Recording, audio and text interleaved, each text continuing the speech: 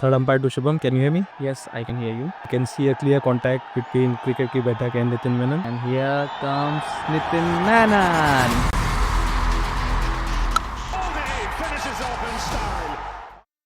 सबसे ज़्यादा मज़ा किन दो टीम्स के बीच मैच करने में आपको आता है? मुंबई एंड चेन्नई.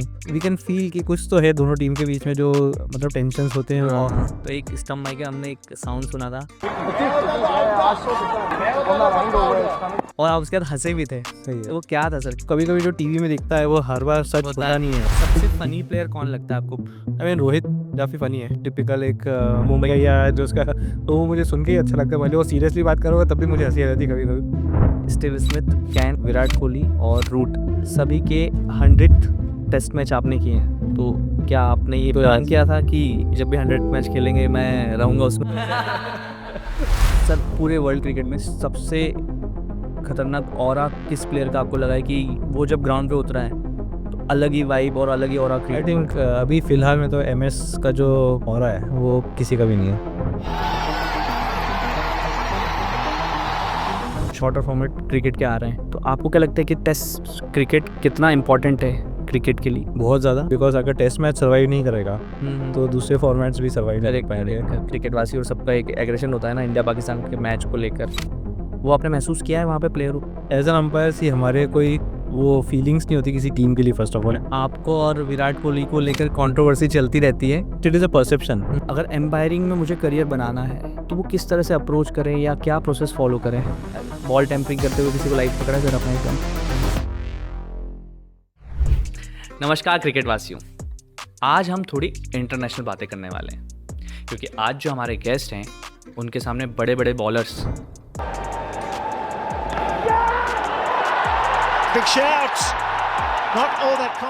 ये करते हुए नजर आते हैं. इंटरनेशनल क्रिकेट में भी जिनकी बड़ी धाक है, जिनके शार्प और सटीक डिसीजंस वर्ल्ड क्रिकेट में सुर्खियों में बने रहते हैं. आप लोगों ने भी उन्हें अक्सर टीवी पर देखा ही होगा. बड़े बड़े बॉलर्स भी उनके सामने अपील करने पे मजबूर हो जाते हैं. हम बात कर रहे हैं इंडिया के youngest ICC elite panel umpire Nitin Menon की. नितिन मेनन नाम जो बार बार आया क्रिकेट के सबसे बड़े हेडलाइंस में. विराट कोहली के साथ गर्मी भरा टकराव, डिसीजन जिसने हिला दिया स्टेडियम और फैंस दोनों को. कमेंटेटर्स भी रह गए हैरान और दुनिया ने पूछा क्या ये सच में गलत था. लेकिन सिर्फ कोहली ही नहीं, और भी प्लेयर्स के साथ उनकी कंट्रोवर्सीज बनी सबसे बड़ी ब्रेकिंग न्यूज. फैंस के रिएक्शन से लेकर सोशल मीडिया के मीम्स तक सबने एक ही नाम लिया, नितिन मेनन. पर अब सिर्फ हेडलाइंस नहीं, सिर्फ कंट्रोवर्सीज नहीं, अब आएगा असली सच, असली आवाज और असली पर्सपेक्टिव. दोस्तों, आज हमारे लिए बहुत ही गर्व की बात, इंटरनेशनल क्रिकेट में नितिन मेनन ने देश का नाम रोशन किया. आज का ये पॉडकास्ट उन सभी लोगों को बहुत इंस्पायर करेगा जो क्रिकेट में कुछ करना चाहते हैं, कुछ बनना चाहते हैं. आज के इस एपिसोड को सपोर्ट करने के लिए हम ICC का दिल से थैंक यू करना चाहते हैं क्योंकि उन्हीं की वजह से ये पॉडकास्ट हम आप लोगों तक पहुंचा पा रहे हैं. तो बिल्कुल देरी ना करते हुए हम शुरू करते हैं इंडिया का पहला क्रिकेट एजुकेशनल पॉडकास्ट, क्रिकेट की बैठक with ICC elite panel umpire Nitin Menon.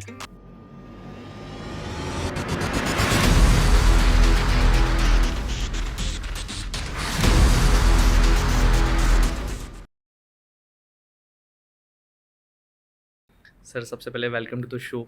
Thank you. कैसा लग रहा है आपको आकर?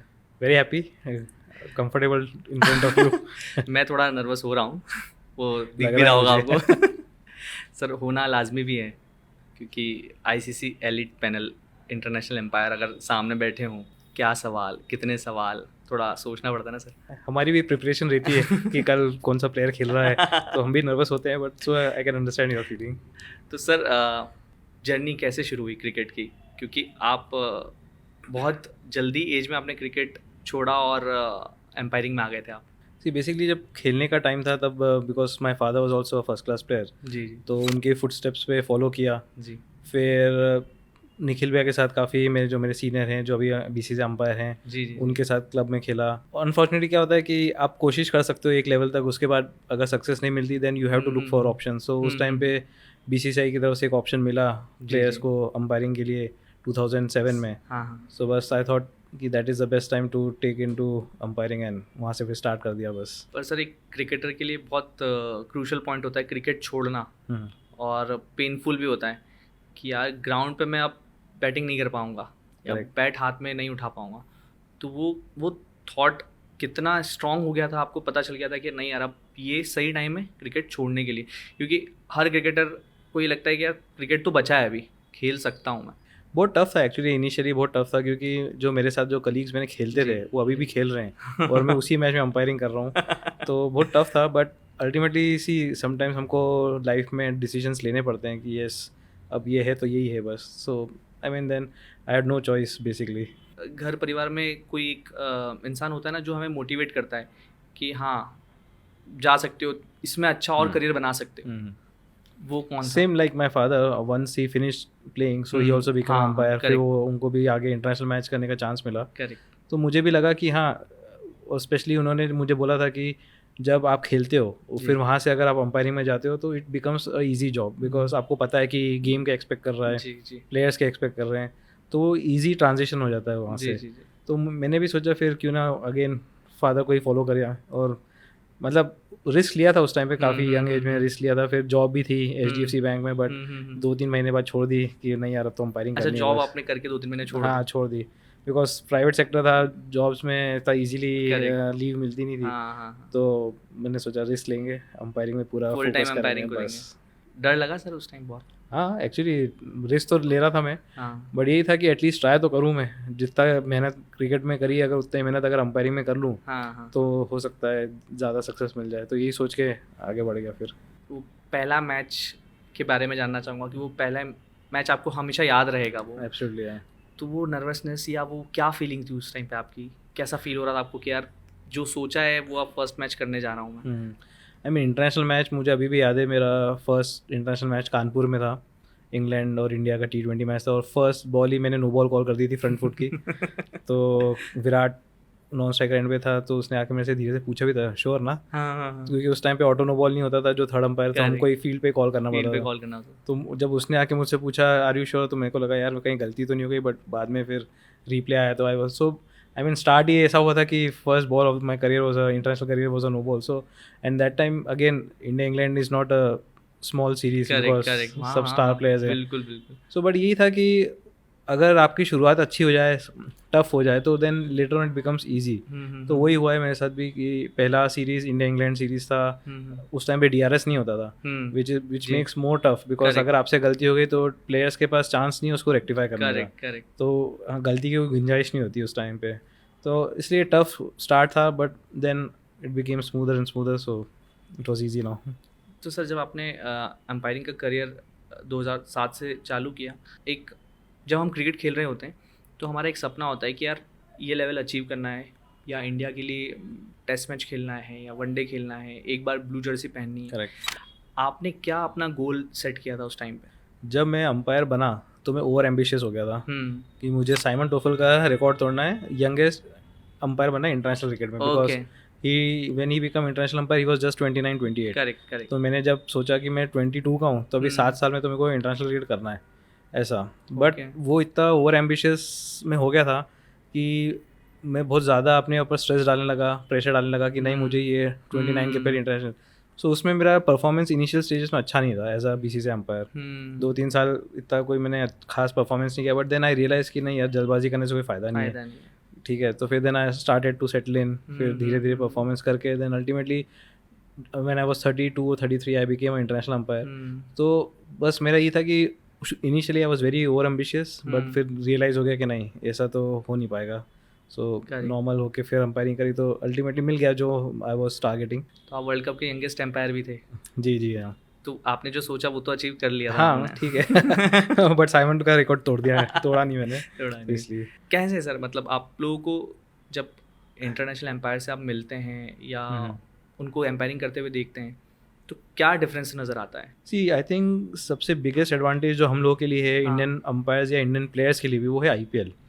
बिकॉज IPL में ओवरसीज प्लेयर्स आते हैं, वैसे ही ओवरसीज अंपायर्स भी आते थे जो इंटरनेशनल अंपायर्स थे। करेक्ट। तो उनको देख के सीखने में बहुत कुछ हमने सीखा कि जैसे कैसे वो प्रोफेशनली अपना काम करते हैं, मतलब उनका लाइफस्टाइल क्या रहता है, रूटीन कैसे रहते हैं मैचेस के पहले, ड्यूरिंग द डे उनके रूटीन्स क्या होते हैं। तो वो जो हम लोगों में कमी है हम उनसे सीखने लगे फिर।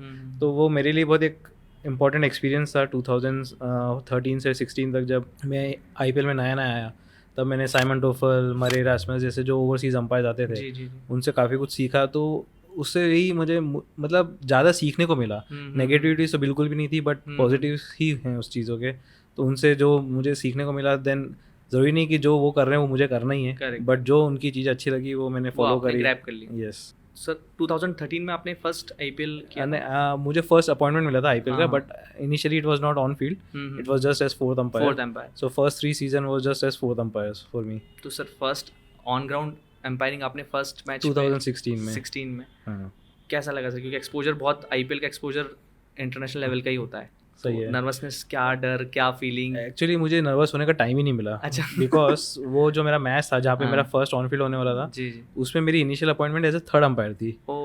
तो हमारा मैच कुछ 7:30 बजे स्टार्ट होने वाला था कलकत्ता में। 1 या 2 बजे दोपहर में जो एक ऑन फील्ड अंपायर था वो बीमार हो गया। तो उसकी जगह मुझे फील्ड पे जाना, तो एक्चुअली मुझे ज़्यादा टाइम मिला नहीं सोचने के लिए, वो नर्वस होने के लिए। बस उठा शाम को, वो मैसेज था मेल में कि now you are on field, तो बस जाके बस खड़ा होना था। और तो सर पर ग्राउंड पे आप जाके एकदम खड़े हुए तो थोड़ा मतलब जब हम लोग होटल से बस से जा रहे थे ग्राउंड तक, तो लग रहा था कि यार मैं कर पाऊंगा कि नहीं फर्स्ट मैच, क्योंकि मैं तो मेंटली रेडी नहीं था कल रात तक। सही बात है। सिर्फ थर्ड अंपायरिंग के लिए रेडी था। बट अब ये it's part of our job कि हमको करना है। तो अब मतलब ऐसा तो है नहीं कि कहते हैं ना कि डर से आप भाग नहीं सकते, आपको फेस तो करना ही है, कभी ना कभी फेस करना था उसको। तो इट वॉज गुड बिकॉज एक तरह से वो सही भी होता है, क्योंकि अगर आपको ज़्यादा चांस या टाइम मिले ना सोचने का, तो अननेसेसरी नेगेटिव थॉट्स आते नहीं आपके दिमाग में। तो वो एक मेरे लिए एक एडवांटेज हो गया कि बस जाओ, खड़े हो जाओ, मैच करो और वापस आ जाओ। आपने जैसा ये इंसिडेंट बताया, तो अनिल चौधरी सर के साथ भी ऐसे ही हुआ था आई थिंक। वो लाइजनिंग कर रहे थे किसी टीम के साथ, और वेंकट राघवन सर थे उस टाइम पे। तो उन्होंने कोई एम्पायर का कुछ प्रॉब्लम हुआ, इशू हुआ था, उन्होंने उनसे पूछा एम्पायरिंग कर लेगा, और उनको भी रिएक्ट करने का टाइम नहीं मिला, उन्होंने हाँ बोल दिया, और फिर वहाँ से उनकी क्रिकेट जर्नी चालू हुई। तो सर एक इंडियन एम्पायर होते हुए एलिट पैनल में रहना, और वेंकट सर, राघवन सर और रवि सर 2 ही एम्पायर हुए हैं इंडिया से जो एलिट पैनल में आए हैं। तो ये elite panel, ICC elite panel umpires, ये क्या होता है और इसकी वैल्यू क्या है क्रिकेट कम्युनिटी में? Basically see if you ask any umpire, their ambition और their goal is to be in the elite panel, because elite panel that means world के टॉप 12 अंपायर्स बस। तो अगर इतने अंपायर्स, अगर एक हमारे इंडिया में ही 160 अंपायर्स हैं, करेक्ट, तो आप सोच लो वर्ल्ड में कितने होते होंगे, और उसके जो सिर्फ टॉप 12 अंपायर्स है, तो वो एक अलग ही एक मतलब एक लेवल है जहाँ पे सब अचीव करना चाहते हैं, जहाँ पहुँचना चाहते हैं सब लोग। मतलब कोई तो ऐसे हैं कि बस पहुँच जाएँ, 1 साल हो जाए बस, then it's good enough. But tough होता है वहाँ पे जाके फिर सर्वाइव करना या उधर सस्टेन करना, बिकॉज कंपटीशन भी टफ है, क्योंकि वहाँ पे वर्ल्ड के बेस्ट है, तो आप you are competing with the best. Correct. Plus वहाँ पे हम जब बड़े मैचेस करते हैं तो टेक्नोलॉजी जो DRS है, प्लस जो प्रेशर है, बिकॉज वी आर डूइंग जो भी बड़े टीम्स के मैचेस कर रहे हैं, एशेज, वर्ल्ड कप्स, तो ऑटोमेटिकली बहुत चीज़ें फिर एक्स्ट्रा भी हो जाती है। So it's not easy but not unachievable also, because अगर 3 इंडियन कर सकते हैं तो आई एम श्योर आगे और भी कर सकते हैं। पर सर वो एक फील आता ना कि अपुनिच भगवान है, वो आता है वहाँ पहुँचने के बाद? ऐसा नहीं, ऐसा बिल्कुल अगर आईसीसी में मतलब एलिट पैनल में होना, जिस दिन ऐसा सोच लिया कि हम ही भगवान है, तो फिर 100% नेक्स्ट ईयर ही हम बाहर हो जाएंगे। बट ये है कि ये हमको प्राउड फील होता है कि बिकॉज हमने मेहनत करी है और परफॉर्मेंस किया है, इसलिए हम लोग वहाँ पे। किसी ने ऐसा मतलब सिर्फ पिक करके हमको वहाँ पे नहीं रखा है, बिकॉज 7-8 साल इंटरनेशनल मैचेस में अंपायरिंग करने के बाद, परफॉर्मेंस करने के बाद चांस मिलता सबको वहाँ पे। सो आई मीन एक प्राउड फीलिंग तो होता है यस कि हम इस लेवल पे आ गए जो हम चाहते थे। बट वही है कि जैसे मैंने कहा कि वहाँ तक मतलब वहाँ पे रहना, वो that is much more difficult than to reach there. पर सर आपने बहुत ही कम मैचेस में ये अचीव किया है, मतलब आई थिंक 2020 से आप एलिट पैनल में आ गए थे, और 17 में आपका इंटरनेशनल करियर स्टार्ट हुआ।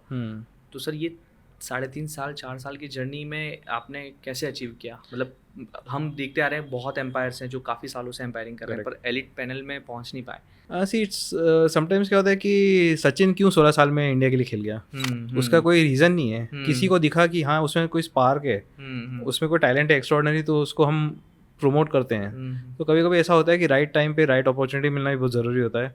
सो हो सकता है जिन्होंने मुझे एलिट पैनल में सेलेक्ट किया उनको लगा होगा कि यार 3 साल में ये बंदे ने जो किया है, मतलब स्पेशली इस एज में तो कोई पहली बात कोई अंपायरिंग करता नहीं। तो अगर ये कर रहा है उस लेवल पे, और स्पेशली इंडिया में जो मैचेस होते हैं, जो प्रेशर होता है, बड़े प्लेयर्स खेलते हैं, MS, रोहित, विराट, इन लोगों का जो प्रेशर इसने हैंडल कर लिया है, तो उन लोगों को लगा है कि कुछ तो है जो दूसरों से अलग है। So and I think they also took a chance कि इसको रिस्क लेके एक बार डाल के तो देखते हैं हम लोग एलीट पैनल में।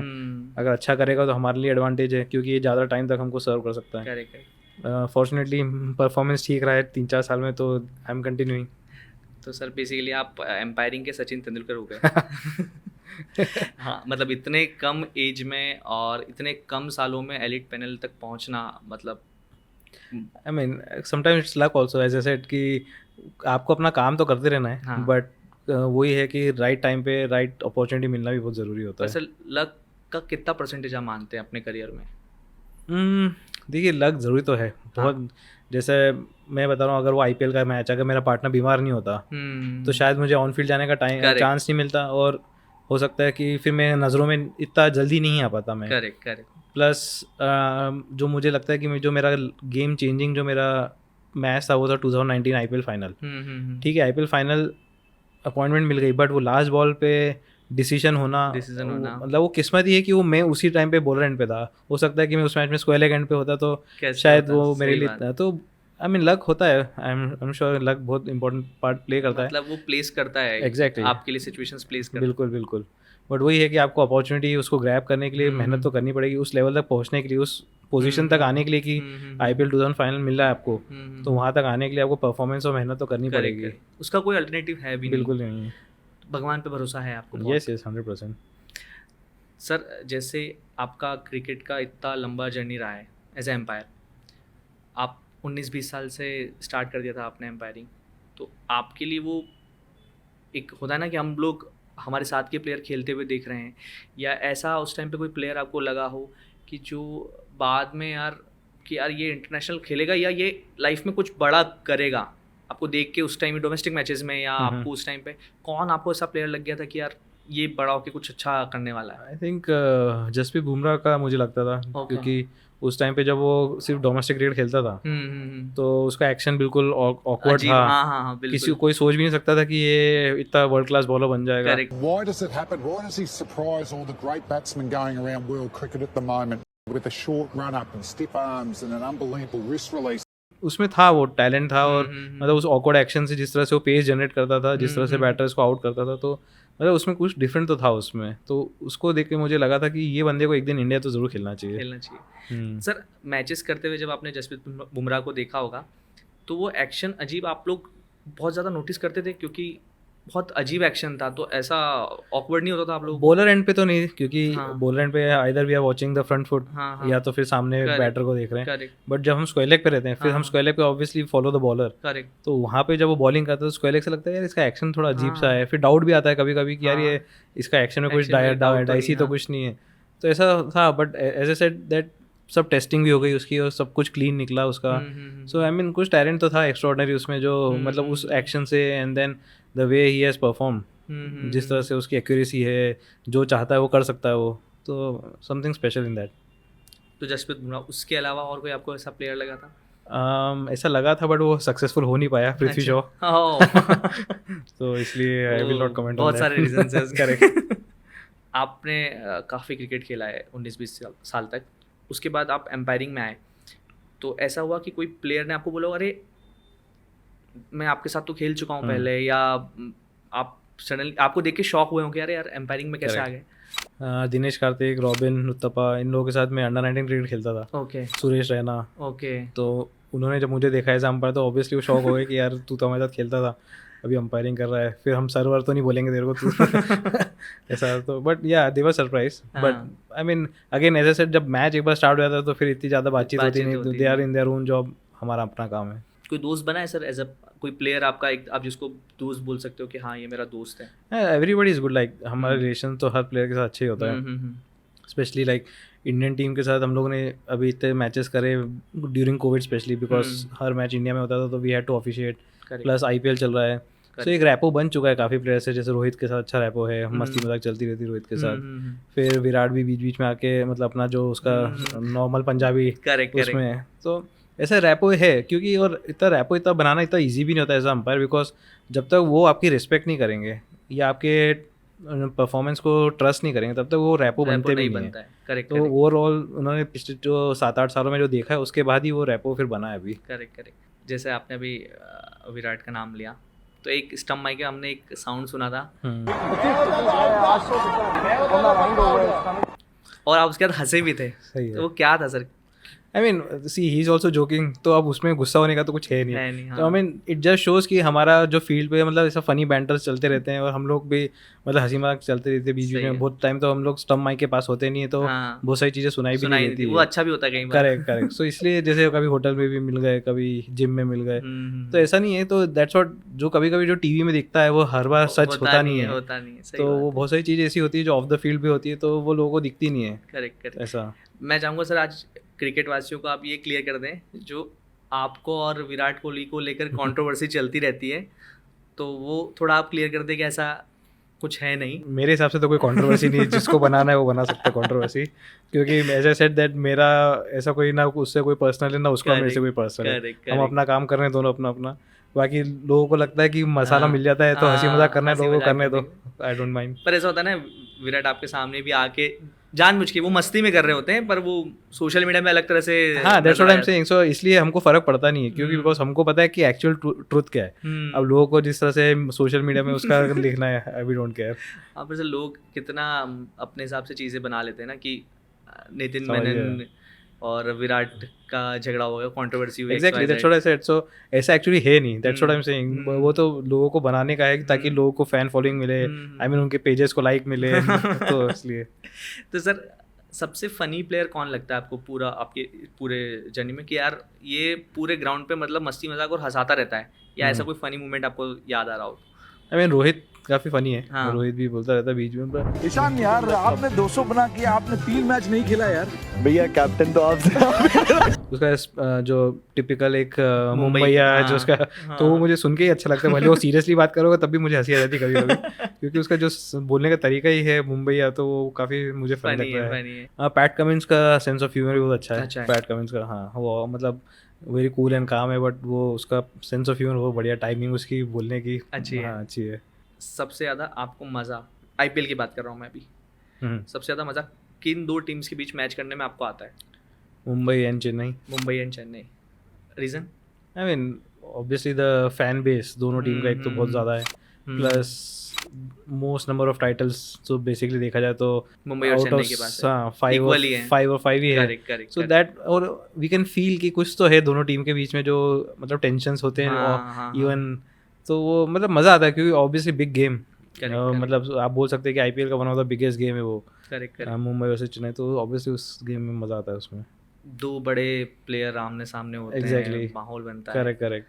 Fan following actually inside the stadium also, जब टीम्स आती है तो हाफ हो जाता है कि मुंबई के सपोर्टर्स, चेन्नई के सपोर्टर्स, तो अच्छा लगता है वो मैच। अभी आपने इंटरनेशनल डोमेस्टिक सारे मैचेस की, सबसे मेमोरेबल मोमेंट आपकी लाइफ का अभी तक कौन सा रहा है? आई विल से एशेस लास्ट ईयर, बिकॉज जब मैंने अंपायरिंग स्टार्ट करी थी तब मुझे लगता था कि एशेस, और मैं टीवी पे एशेस भी बहुत देखता था इवन जब मैं खेलता था, तो मुझे लगता था कि यार उस सीरीज़ का लेवल अलग ही है। तो जब मैं अंपायर बना तब भी मुझे ये था कि एक दिन तो मुझे करना है एशेस। आपका काइंड ऑफ ड्रीम था कि एशेस में करना है। फिर उसके बाद obviously last year 50 over world cup India में हुआ था, तो उसका सेमीफाइनल ऑस्ट्रेलिया साउथ अफ्रीका का, वो करके भी मुझे काफ़ी प्राउड फील हुआ, बिकॉज होम सॉइल था, प्लस वर्ल्ड कप का सेमीफाइनल है, और काफ़ी क्लोज मैच भी हुआ था, लास्ट 2-3 ओवर में ऑस्ट्रेलिया जीती, तो I was happy with that game also.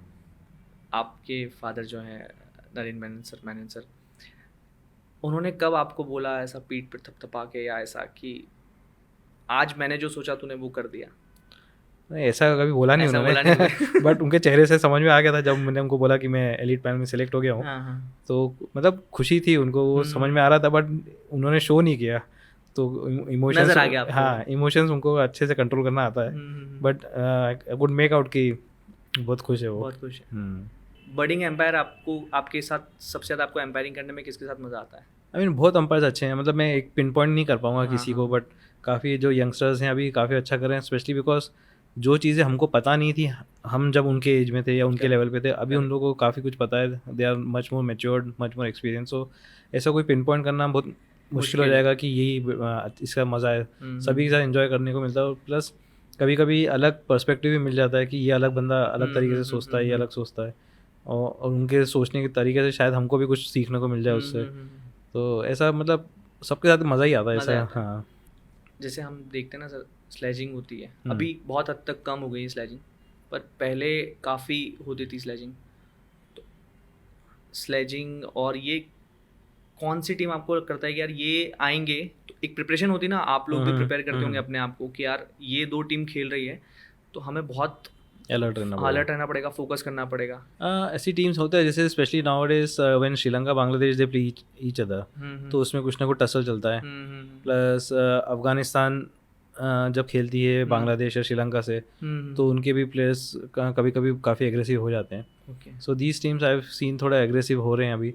But अब ऑस्ट्रेलिया इंग्लैंड जैसी टीम्स अब क्या इतना एग्रेशन मतलब स्लेजिंग सब नहीं होता उनमें अब आजकल, क्योंकि वो अपना खेलते हैं टफ क्रिकेट, हार्ड क्रिकेट खेलते हैं, फिर चले जाते हैं। बट जो स्लेजिंग की जो बात करते हैं कि मुंह से भी खेल रहे हैं, तो वो आजकल श्रीलंका, बांग्लादेश, अफगानिस्तान जैसी टीम्स काफ़ी करती है। तो उनका क्योंकि राइवलरी है अब उनमें। करेक्ट। पर जैसे आपने बोला ना मुंह से खेलने वाली बात, तो पहले हम देखते थे, हम क्लब लेवल से अगर हम बात करें तो मुंह से भी बहुत क्रिकेट होता था, जो शायद बाहर लोगों को नहीं समझ में आता था कि यार अगर टेस्ट मैच चल रहा है या कोई डेज मैच चल रहे हैं, तो अगर बैट्समैन के पास में कोई फील्डर लगा है तो वो कुछ ना कुछ मम्बलिंग या कुछ ना कुछ बोलते हैं। तो वो एम्पायर्स नोटिस पहले करते थे या नहीं, वो यूज टू था, गेम का एक पार्ट था? नहीं, नोटिस करते हैं, बट कब रोकना है कब नहीं रोकना है वो भी अंपायर का एक स्किल होता है। बिकॉज कभी कभी हम सोचते हैं कि यार थोड़ा बहुत स्लेजिंग या चलना चाहिए, बिकॉज क्रिकेट बच्चों का गेम तो नहीं है, कैरम बोर्ड तो खेल नहीं रहे हम लोग घर में बैठ के, तो थोड़ा स्लेजिंग चलना चाहिए, बट एक लेवल के बियॉन्ड नहीं जाना चाहिए। जब वो एक लेवल के बियॉन्ड जब जाने की हो, मतलब हमको लगता है कि अब रोकने का टाइम आ गया, तभी हम इंटरवीन करते हैं। बट हमको पता है कि थोड़ा बहुत तो चल रहा है प्लेयर्स के बीच में, उसका मजा आप लोग भी लेते हैं थोड़ा सा। हाँ, मतलब दैट्स व्हाट, अगर वो लोग टफ क्रिकेट खेलेंगे तो हमको भी ऑटोमेटिकली ऑन द टोज रखेंगे। अगर गेम ही डल चलता रहेगा तो हम लोग भी सो जाएंगे। करेक्ट। तो इम्पोर्टेंट है थोड़ा बहुत। सर, एक हम लोग बचपन से जब खेल रहे होते हैं क्रिकेट, तो एक कंट्रोवर्सी डिसीजन हमेशा होता ही होता है उस पर कि ऑन द लाइन वाइड है या नहीं है, किस पॉइंट पे उसे वाइड दिया जाए नहीं दिया जाए। तो किस पॉइंट पे सर एक्चुअल आप बता दीजिए आज। See basically when we play limited overs game, तो आपने वो ब्लू कलर की लाइन देखी होगी। Correct. So as per the rules, जब बॉल उस ब्लू लाइन के बाहर हो एट द पॉपिंग क्रीज, तो that is where we have to जज इट। ओके। बट अगेन उसमें क्या होता है कि बैटर की रीच पे भी काफ़ी कुछ डिपेंड करता है। अगर लेट्स से अगर मैं बैटिंग कर रहा हूँ तो मेरी हाइट छोटी है, तो मेरी रीच इतनी ज़्यादा नहीं है। करेक्ट। बट अगर सेम बॉल अगर कायरन पोलार्ड खेल रहा है तो वो 6 फुट 5 इंच है, तो ऑब्वियसली उसकी रीच ज़्यादा हो गई। तो then umpire has to make a call कि यार वो बॉल उसकी रीच में थी कि नहीं। करेक्ट। सो इसलिए wide is a very subjective call. उसमें कभी भी ऐसा हम बोल नहीं सकते कि जो अंपायर ने दिया वो गलत ही होगा, बिकॉज उसके हिसाब से वो बैटर की रीच में हो सकती है ball. Again it is very subjective, like it's just like LBW कि बॉल स्टम्प्स को लगेगा कि नहीं लगेगा। अभी आजकल अंपायर्स कॉल आप लोग सुनते हैं। करेक्ट। तो वो ऐसी चीज़ है कि हो सकता है एक अंपायर उसी सेम डिसीजन को आउट दे देगा, बट हो सकता है दूसरा अंपायर उसको नॉट आउट दे देगा, because it is a perception कि बॉल पैड पे लगने के बाद स्टम्प को लगेगी कि नहीं लगेगी कोई बता नहीं सकता, because technology is also predicting the path. वो 100% श्योर नहीं है कि ये बॉल स्टम्प्स को जाएगा नहीं लगेगा। Correct. So that's what cricket में काफ़ी चीज़ें जो है वो अंपायर के उसके खुद के जजमेंट पे डिपेंड होता है। LBW हुआ, वाइड कॉल्स हुए, ऐसा। अभी आपने जैसे प्लेयर के रीच के बारे में बताया, पर सर ये रूल तो आई थिंक कुछ साल पहले से आया है। इसके पहले जो हम वाइड देखते थे वो बहुत अलग रूल था, उसमें शायद रीच का नहीं रहता था। आई थिंक जब पहले आई थिंक 10-15 साल पहले तो वो गाइडलाइन ही नहीं होती थी ब्लू कलर की। तो उसमें भी अगेन उस टाइम पे फिर अंपायर्स का खुद का जजमेंट होता था, तो उसमें बहुत कंट्रोवर्सी उस टाइम पे ज़्यादा हो जाती थी। बिकॉज फिर इसलिए उन्होंने बोला कि नहीं यार एक लाइन बना देते हैं हम लोग, इसके बाहर बॉल गई तो वाइड देना ही देना है, तो थोड़ा भी ईजी हो गया बल्कि। But again as I said कि सब्जेक्टिव रहेगा, wide calls will always be subjective calls, तो उसमें हम ये कभी एक्सपेक्ट नहीं कर सकते कि 100% सही रहेंगे डिसीजंस। पहले के सर रूल्स और अभी के एम्पायरिंग के रूल्स में काफ़ी चेंजेस आए हैं। सबसे बड़ा चेंज आपको क्या लगता है कि जिसके कारण आपको हेल्प हुई है, या ये शायद चेंज नहीं होता तो भी सही रहता क्रिकेट में? रूल्स तो चेंज होते रहते हैं, बट आई विल से जो टेक्नोलॉजी के कारण जो हमको जो हेल्प हुई है वो बहुत इजी कर दिया हमारी अंपायरिंग पहले से कंपेयर करके। अभी अंपायरिंग टफ तो अभी भी है, बट पहले से जो इजी हो गया वो है auto no ball. Auto no ball से क्या था, अभी हमको बॉलर का फ्रंट फुट देखना नहीं है, तो उससे काफ़ी कुछ ईजी हो गया, हमको सिर्फ आगे फोकस करना है। Correct correct. तो पहले क्या होता था, पहले फ्रंट फुट देखो, फिर उसके बाद फोकस करो पैड पे, अगर बॉल लगी तो एलबीडब्ल्यू की अपील आंसर करो। बट उस टाइम पे जब बॉलर कोई 145 150 की स्पीड पे जब बॉलिंग करता है तो it is not easy, because front foot देख के सामने भी देखना है, तो उसमें काफ़ी कुछ चीज़ें मिस हो जाती थी। बट अभी जब से ऑटो नो बॉल आया है तो इट्स ईजी हो गया, थोड़ा हेल्प हो गई आपकी। Exactly. And I feel that DRS के आने से भी काफ़ी हेल्प हो गई। जैसे मैंने बताया कि इंटरनेशनल जब मेरा डेब्यू हुआ तो उस टाइम पे DRS नहीं था, करेक्ट। तो अगर गलती हो गई तो फिर आपको प्लेयरों से गाली तो खानी है क्योंकि उनके पास चांस नहीं है अब डिसीजन ठीक करने का। बट अब DRS के कारण एक बड़ा हेल्प ये हो गया कि अगर क्रूशियल सिचुएशन में कभी बाय चांस एक अंपायर से गलती हो जाती है तो they can take DRS and then rectify the decision, तो एटलीस्ट गेम को कोई हार्म नहीं होता है फिर उसमें। अभी आपने जैसे बोला कि एम्पायर से भी गलती हो जाती है, आपसे अभी तक के करियर में सबसे बड़ी गलती क्या हुई जिसका आपको मलाल है कि यार ये डिसीजन थोड़ा डाउट में था और मैंने शायद गलत दे दिया? हो जाता है क्योंकि इंसान है हम भी। आई मीन ऐसे डिसीजन काफ़ी हैं जिसमें मेरे को ऐसा लगता था कि यार मैंने अपनी गट फीलिंग को फॉलो नहीं किया। फिर बाद में डे एंड जब हुआ था मेरे को रियलाइज़ किया था कि यार मेरी गट फीलिंग बोल रही थी कि आइदर आउट, मतलब जो भी उस टाइम पे, but I went against my gut feeling and then still I went ahead. तो वो कभी कभी होता है, अभी भी होता है, बिकॉज हमारा एक रूटीन होता है एज अम्पायर। मेरा तो रूटीन है कि अगर मेरी गट फीलिंग जो बोलती है आई will go with that, out या नॉट आउट जो भी है। कभी कभी होता है गट फीलिंग के अगेंस्ट भी चले आते हैं हम लोग, तो उस टाइम पे अखड़ता है फिर कि यार नहीं, गट फीलिंग बोल रही थी कि आउट दे दे, फिर भी तूने नॉट आउट दे दिया, दिमाग तो और दिल में। Exactly correct. तो अभी भी होता है, वो ऐसा नहीं है, और ऐसे काफ़ी डिसीजंस हुए हैं पहले भी। बट ऐसा कोई डिसीजन जिसके कारण मतलब गेम चेंज हो जाए या टीम हार जाए, ऐसा मेरे को कोई रिग्रेट नहीं है उस चीज़ का। नहीं। आपके ऐसा डिसीजन देने के बाद किसी प्लेयर से बहस हुई आपकी? कुछ बहस तो नहीं, but obviously they can ask कि आपने क्यों नहीं आउट दिया ये, specially when it comes to umpire's call. तो जब फील्डिंग टीम के फेवर में आती तो दे आर हैप्पी, जब बैटिंग टीम के फेवर में जाती तब वो खुश हो जाते हैं। तो उस टाइम पे बस ऐसे पूछते रहते हैं कि क्या, बट ऐसा कोई कंट्रोवर्शियल कुछ होता नहीं है, because they can't be aggressive first of all, because field पे they can't be aggressive. But हाँ, पूछते हैं कि क्यों नहीं दिया या क्यों दिया, ऐसा वो रीज़न देना ज़रूरी होता है sir? Yes, it is good, because then it shows कि हाँ आप कॉन्फिडेंट हो, जो आपने दिया वो सही है। करेक्ट। अगर आप चुप रहोगे तो वो लगेगा इसको तो पता ही नहीं है कि क्या दिया इसने, ऐसा कहीं ना कहीं वो भी जज करते हैं। Exactly correct. अभी आपने फ्रंट फुट की बात की थी, नो बॉल की, तो मुझे एक ऐसा इंसिडेंट थोड़ा याद आया कि टेस्ट मैच चल रहा था और अश्विन बॉलिंग कर रहे थे और वो क्रॉस राउंड बॉलिंग कर रहे थे। तो क्या हुआ था सर कि वो क्या प्रॉब्लम आई थी जिसको लेकर बाद में बहुत basically so he was bowling from round the stumps. Generally जब bowler round the stumps bowling करते हैं तो उनका फॉलो थ्रू जो रहता है ऑफ साइड की तरफ रहता है। Correct. But couple of balls वो राउंड द स्टम्प्स की जगह इस तरफ आ गए, सॉरी ऑफ साइड की जगह लेग साइड पे आ गए थे। तो उसमें दो चीज़ थी, फर्स्ट ऑफ ऑल वो मेरा व्यू ब्लॉक कर रहे थे, तो अगर अपील होगी तो I can't answer my appeal, and obviously I don't want to get an error. Correct. उसके कारण then second thing, when he was crossing then he was blocking the non striker also। अगर वो run लेना चाहते हैं तो दोनों में कोलिजन हो सकता है, तो then it will lead to problem to the Indian team only, because उसने ब्लॉक किया है तो that is straight away obstructing the batter from running, तो 5 रन की पेनल्टी।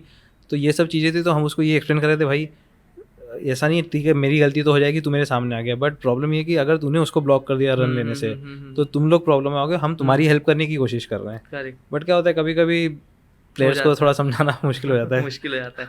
और कई बार होता है प्लेयर उस टाइम इतने एग्रेशन में होते हैं, उस टाइम नहीं समझ पाते हैं, बाद में रियलाइज करते हैं। यस, उसके बाद फिर उस 2-3 ओवर के बाद तो उसने कुछ किया नहीं, तो आई एम श्योर ही अंडरस्टूड कि क्या है। बाद में नॉर्मल हो गया था सर? हाँ बिल्कुल नॉर्मल। क्योंकि सर वो जो पैर लैंड हो रहा था वो आई थिंक डेंजर एरिया में भी आई थिंक नहीं, उसका कोई इशू नहीं था, प्रोटेक्टेड एरिया में आने का कोई इशू नहीं था, बट मेन इश्यूज थे एक तो मेरा ब्लॉक करने का और प्लस नॉन स्ट्राइकर को ब्लॉक करने का। ओके। तो सर ऐसे डिसीजन में अगर प्लेयर सामने आ रहा है, आप वार्निंग भी दे चुके हो, पर ऐसे टाइम पे एलबीडब्ल्यू हो जाता है सपोज, तो आप लोगों का डिसीजन क्या होगा फिर? Obviously see if I have not seen anything तो मैं डिसीजन तो दे नहीं सकता, तो नॉट आउट ही देना पड़ेगा मुझे। तो इसमें बॉलर का ही नुकसान है। अभी तो DRS है तो ठीक है, कभी कभी होता है कि पूरी टीम जो है DRS बर्न कर देती है अपने यूज़ करके। ऐसी सिचुएशन में अगर मैं नॉट आउट दे दूंगा तो उनका ही नुकसान है फिर। आप इंडियन एम्पायर हो, आपके साथ ऐसा हुआ होगा कई बार, आपने पाकिस्तान या किसी और टीम के साथ भी मैच किया होगा, तो एक जो हम क्रिकेटवासी और सबका एक एग्रेशन होता है ना इंडिया पाकिस्तान के मैच को लेकर, वो आपने महसूस किया है वहाँ पे प्लेयरों के? बिल्कुल भी नहीं किया, बिकॉज एज एन अंपायर सी हमारे कोई वो फीलिंग्स नहीं होती किसी टीम के लिए फर्स्ट ऑफ ऑल. इवन अगर मैं इंडिया पाकिस्तान का भी मैच करूँगा तो मुझे कोई फीलिंग नहीं होगी कि मैं इंडिया को सपोर्ट करूँ या पाकिस्तान के अगेंस्ट जाऊँ, ऐसा भी. Because once we enter the field we are absolutely neutral. हमारे अंदर कोई इमोशंस नहीं होते कि कौन खेल रहा है, कौन सी टीम खेल रही है. बस हमको हमारा काम करना है ऑनेस्टली बस. Because that is how we are trained and now हमारे अंदर वो ऐसा इनबिल्ट हो गया कि बिल्कुल फ़र्क नहीं पड़ता कि कौन बैटिंग कर रहा है, कौन खेल रहा है, कौन सी टीम खेल रही है. कोई इमोशंस नहीं हमारे अंदर उस चीज़ के लिए. आपको आपकी प्रोसेस क्या है सर एम्पायरिंग की? हर किसी का एक मेथड होता है, एक प्रोसेस होती है कि मैं ग्राउंड पे जाऊंगा तो मुझे ये चीज़ें दिमाग में रखनी है या मैं इस तरह से एम्पायरिंग करूंगा. एक हर इंसान ग्राउंड पे जाने से पहले एक प्रिपरेशन करता है, तो आप क्या प्रोसेस फॉलो करते हैं? See basically for me important thing is जो मेरे फिक्स रूटीन्स हैं, जो मुझे यहाँ तक लेके आए, मैं उनको चेंज ना कर दूँ. कभी कभी होता है कि हम लोग एक रूटीन फॉलो करते हैं और हमारे लिए सब ठीक चलता है, बट सडनली सपोज एक मैच ख़राब हो गया या एक दिन ख़राब हो गया, तो ऐसा नहीं कि यार नेक्स्ट डे हम चेंज कर दें इसको, अब दूसरी तरीके से स्टार्ट करें. तो वैसा मैं फॉलो नहीं करता. जो मेरे रूटीन से specially like before the ball, अगर मुझे अपने आप को बोलना रहता है कि yes just watch the ball, तो वो फॉलो करता रहता हूँ मैं हर मैच में, चाहे कोई भी मैच हो ऐसे. प्लस मेरे पार्टनर के साथ जो मुझे बातें करनी है before the game, during the game, वो मैं करता हूँ. प्लस जो not even during the game but जो मेरा रूटीन है, फिटनेस का रूटीन या स्लीपिंग रूटीन है, ईटिंग हैबिट्स है, वो मैं स्ट्रिक्टली फॉलो करता हूँ मैं. फिर वैसे ग्राउंड पे अपने आप को काम कैसे करते हो, रिलैक्स कैसे? जैसे आपने बोला कि मैं खुद को बोलता रहता हूँ, तो और क्या चीज़ें हैं जिस पे आप, जैसे मैच क्रूशल चल रहा है, तो जब मैच क्रूशल होता है तो प्लेयर्स की नर्व्स तो हाई होती हैं, आपकी भी होती होंगी, तो क्या चीज़ें आपको काम करती है? आप क्या थॉट प्रोसेस में रखते हो या क्या अपने आप को वापस लेके आते हो गेम में कि नहीं नहीं नहीं ऐसा सेट कि जैसे एक तो फर्स्ट ऑफ ऑल हमारी आदत हो चुकी है क्योंकि हमने इतने क्लोज मैचेस देख लिए हैं कि अब ऐसा लगता है कि हाँ ये तो होना ही है. जब टू टीम्स खेल रही हैं तो क्लोज मैच तो होगा, तो अब इतना फील होता नहीं है कि मेरे कारण कुछ गड़बड़ ना हो जाए. बट ये है कि अगेन जो मेरा रूटीन है, दैट मेरा काम है just watch the ball and give the decision बस. So I try to do that. बाकी अगेन एज अ सेट कि कभी कभी हम, जैसे मैंने बताया कि हम इमोशनलेस हो जाते हैं, तो वो बहुत हेल्पफुल हो जाता है ऐसी सिचुएशंस में कि बस अपना काम करो, बाकी टेंशन नहीं करना है किसी दूसरी चीज़ की. मैच के दौरान सर लेग एम्पायर और आप लोग क्या बातचीत होती है आप लोगों के बीच में? बहुत सारी चीज़ें होती है, जैसे फर्स्ट ऑफ ऑल बॉल्स कितनी बची है ओवर्स में. प्लस कभी कभी क्या होता है जब बैटर्स थोड़ा क्रीज के आगे खेलते हैं तो उस टाइम पे हेल्प हो जाती है हमारा एलिमिनेटिव जजमेंट देने के लिए. Plus over the head wides या शॉर्ट पिच बॉल्स की हेल्प हो जाती है. प्लस कोई फील्डर पे ध्यान रखना है, सपोज मैं बॉलर एंड पे खड़ा हूँ तो मेरा फोकस तो सामने है, तो मेरा पार्टनर हेल्प कर सकता है कि कोई दूसरा फील्डर कोई कहीं कुछ कर रहा है तो उस पर वो फोकस कर सकता है. तो ऐसी बहुत सारी चीज़ें होती है जो हम लोग एज अ टीम कोऑर्डिनेट करते हैं अंदर. अभी आपने जैसे बताया ना कि प्लेयर आगे आ जाते हैं क्रीज से, तो सर एक ये कन्फ्यूजन भी आप क्लियर कर दीजिए. कई बार नॉर्मल ऑडियंस जो क्रिकेट खेलता है, जानता है, उसे पता होता है, लेकिन नॉर्मल ऑडियंस को लगता है कि ये इतना आगे अगर प्लम्ब हुआ है या पैड पे बॉल लगा है तो एलबी क्यों नहीं दिया गया, क्या रीज़न है उसका? सी क्या होता है जब बॉल पैड पे लगता है सो एक अंपायर जो है वो गेस कर रहा है बॉल स्टम्प्स को लगेगा कि नहीं. तो जितनी बार वो जितना दूर अगर बैटर खेला है स्टम्प से तो बॉल को उतना ही डिस्टेंस ट्रैवल करना है स्टम्प तक जाने के लिए. करेक्ट. तो वो कैलकुलेशन करना पड़ता है कि अगर वो इतना आगे खेला है तो बॉल लगेगा कि नहीं लगेगा. That is a very difficult question to answer. So that is why generally it goes in the favour of the batter, because वो सेफ हो जाता है हम लोगों के लिए कि इतना दूर खड़ा पैड पे खाया है बॉल, स्टम्प्स को जाने में अभी 10-15 फीट है बॉल को, तो बॉल स्टम्प्स को लगेगा कि नहीं, क्योंकि बॉल हो सकता है स्टम्प्स के ऊपर से निकल जाए या हल्का सा भी डेविएट हुआ होता बॉल तो स्टम्प्स को मिस कर जाएगा. Correct. Even if so that is why even the technology when the impact is more than 3 meters from the stumps, so वो हमेशा अंपायर के फेवर में इसलिए जाता है क्योंकि they are also making a prediction. Correct. को उनका जो प्रेडिक्शन ही है, जैसे हम लोग गेस कर रहे हैं वो भी मशीन भी प्रेडिक्ट कर रही है कि बॉल स्टम्प्स को लगेगा कि नहीं लगेगा. Correct. In a real world we don't know क्या होने वाला है. सो इसलिए वो हमेशा बैटर के फेवर में ही देना. और एक्चुअली भी आप पुराने ज़माने का क्रिकेट देखोगे तो जहाँ बैट्समैन ने फ्रंट फुट पे खेला उसको नॉट आउट ही मिलता था पहले, बिकॉज डाउट होता था, benefit of doubt had to go to the batters. So that is वो सेम लॉजिक और सेम ही चीज़ें हम लोग फॉलो करते हैं.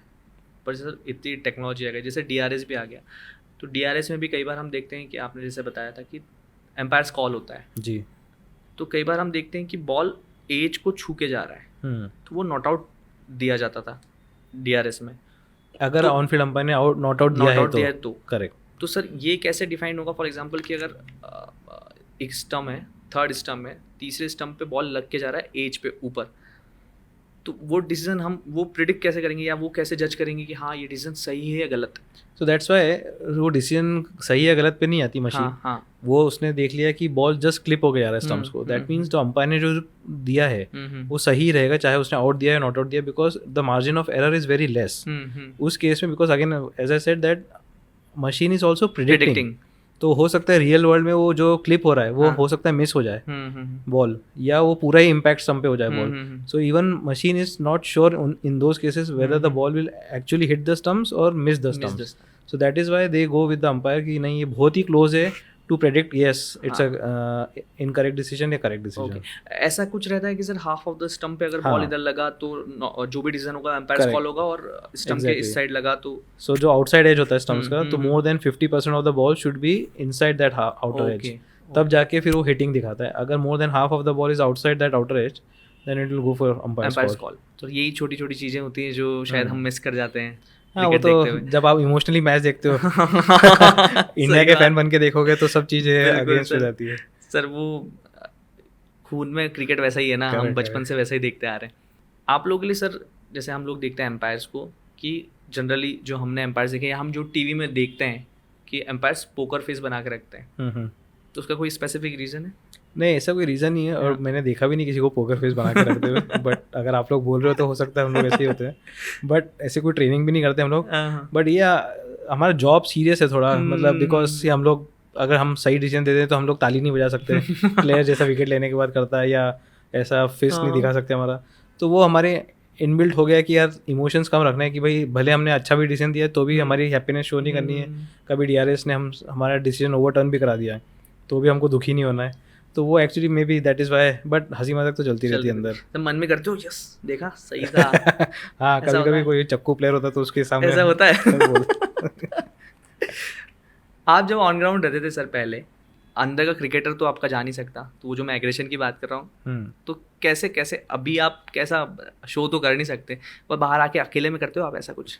नहीं, मतलब सी एज अ प्लेयर ऑल्सो मैं तब ज़्यादा एग्रेसिव नहीं था। ओके। मतलब कुछ प्लेयर्स होते हैं जो बहुत एग्रेसिव होते हैं, जो नॉर्मल भी रहते हैं। सो तो that's help me in my umpiring also, because जो मेरा नेचर था एज अ प्लेयर वही मैं अभी अंपायरिंग में भी कर रहा हूँ।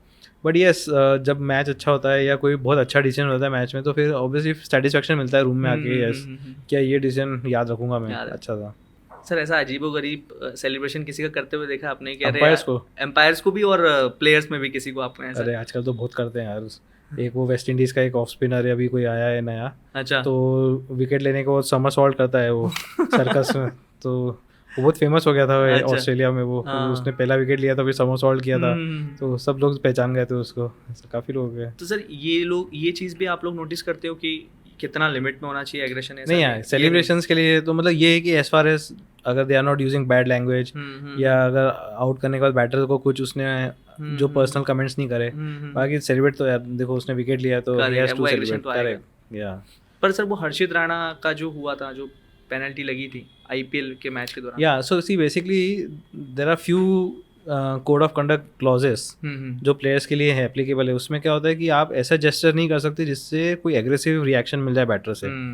तो क्या होता है, वो सरकास्टिकली अगर किस आप ब्लो कर रहे हो बैटर को आउट करने के बाद, तो दैट इज ऑब्वियसली सरकास्टिक है वो, तो उससे एक रिएक्शन आ सकता है बैटर से। तो इसलिए वो चीज़ें अवॉइड करने के लिए हमको पेनलाइज करना पड़ता है प्लेयर्स को। हम चाहते नहीं है, but since we have to follow the rules, उसमें रूल में लिखा हुआ है तो वी कांट हेल्प इट। तो सर ये आप कैसे डिसाइड करते हो कि कितनी वार्निंग्स के बाद पेनल्टी लगेगी, या आप लोग एक बार दो बार कितनी वार्निंग्स देते हो आप लोग? It depends, see player to player depend करता है, या किस लेवल पे हम लोग खेल रहे हैं वो भी डिपेंड करता है। स्पेशली जब हम IPL इंटरनेशनल क्रिकेट खेल रहे हैं तो वहाँ पे प्लेयर्स जो हैं वो सीजनड होते हैं, एक्सपीरियंस होते हैं, उनको पता होता है कि क्या एक्सेप्टेबल है और क्या अनएक्सेप्टेबल है, तो इसलिए उन लोगों के लिए लीनियंसी नहीं होती थी। बट अगर बच्चों का मैच कर रहे हैं, अंडर-16 का या गर्ल्स का मैच कर रहे हैं, तो उनको इतना नॉलेज नहीं होता रूल्स के बारे में, तो ऑब्वियसली हम लोग का काम है उनको एजुकेट भी करना और उनको वार्निंग देना कि भाई मत करो ये सब। तो इसलिए वो डिपेंड करता है। और कुछ प्लेयर्स होते हैं जैसे जिनका पहले से बैकग्राउंड या पहला जो उनकी हिस्ट्री है वो काफ़ी क्लीन होती है कि they are good players, suddenly उनसे कुछ हो गया, so we try to give them the benefit of doubt कि यार चलो ठीक है, हो जाता है कभी कभी। बट जब हमको पता है कि पहले से कोई काफ़ी नोटोरियस रहा है, तो फिर again we are not lenient on them. तो सर ऐसे पूरे क्रिकेट वर्ल्ड में आपको सबसे प्यारी टीम, एक बोलते ना कि यार इस टीम का मैच करो, बहुत स्मूथ और प्लेयर्स भी इतने अच्छे हैं, काम है, सूदिंग है, बिल्कुल हेल्प करते हैं। न्यूजीलैंड मेरे भी फेवरेट है सर वो इस मामले में। तो क्या होता है सर, वो इतने इतने अच्छे कैसे हो सकते हैं, मतलब इतना? वो क्वेश्चन में मुझे भी आज तक जवाब मिला नहीं उसका कि इतने अच्छे कैसे हो सकते हो, बट है यार वो लोग, मतलब उनको बस गेम को एज अ गेम देखते हैं वो, एंड दे अंडरस्टैंड कि यार अगर एज अ अंपायर भी वो गलत कर रहा है कोई बंदा, तो ही इज़ ऑल्सो ह्यूमन, हम भी खेलते खेलते गलत आउट हो जाते हैं, तो हमारी भी गलती होती है, वैसे वो भी गलती करें, and then most important thing is for them it's just a game. ऐसा नहीं हमारे इंडिया में जैसे कि लोग कूद के मर गए, इंडिया हार गई तो या पत्थर फेंकने चले गए, गेम को वो गेम की तरह रखते हैं, अपने आप पे कुछ ज़्यादा हो जाता है ना, इसलिए।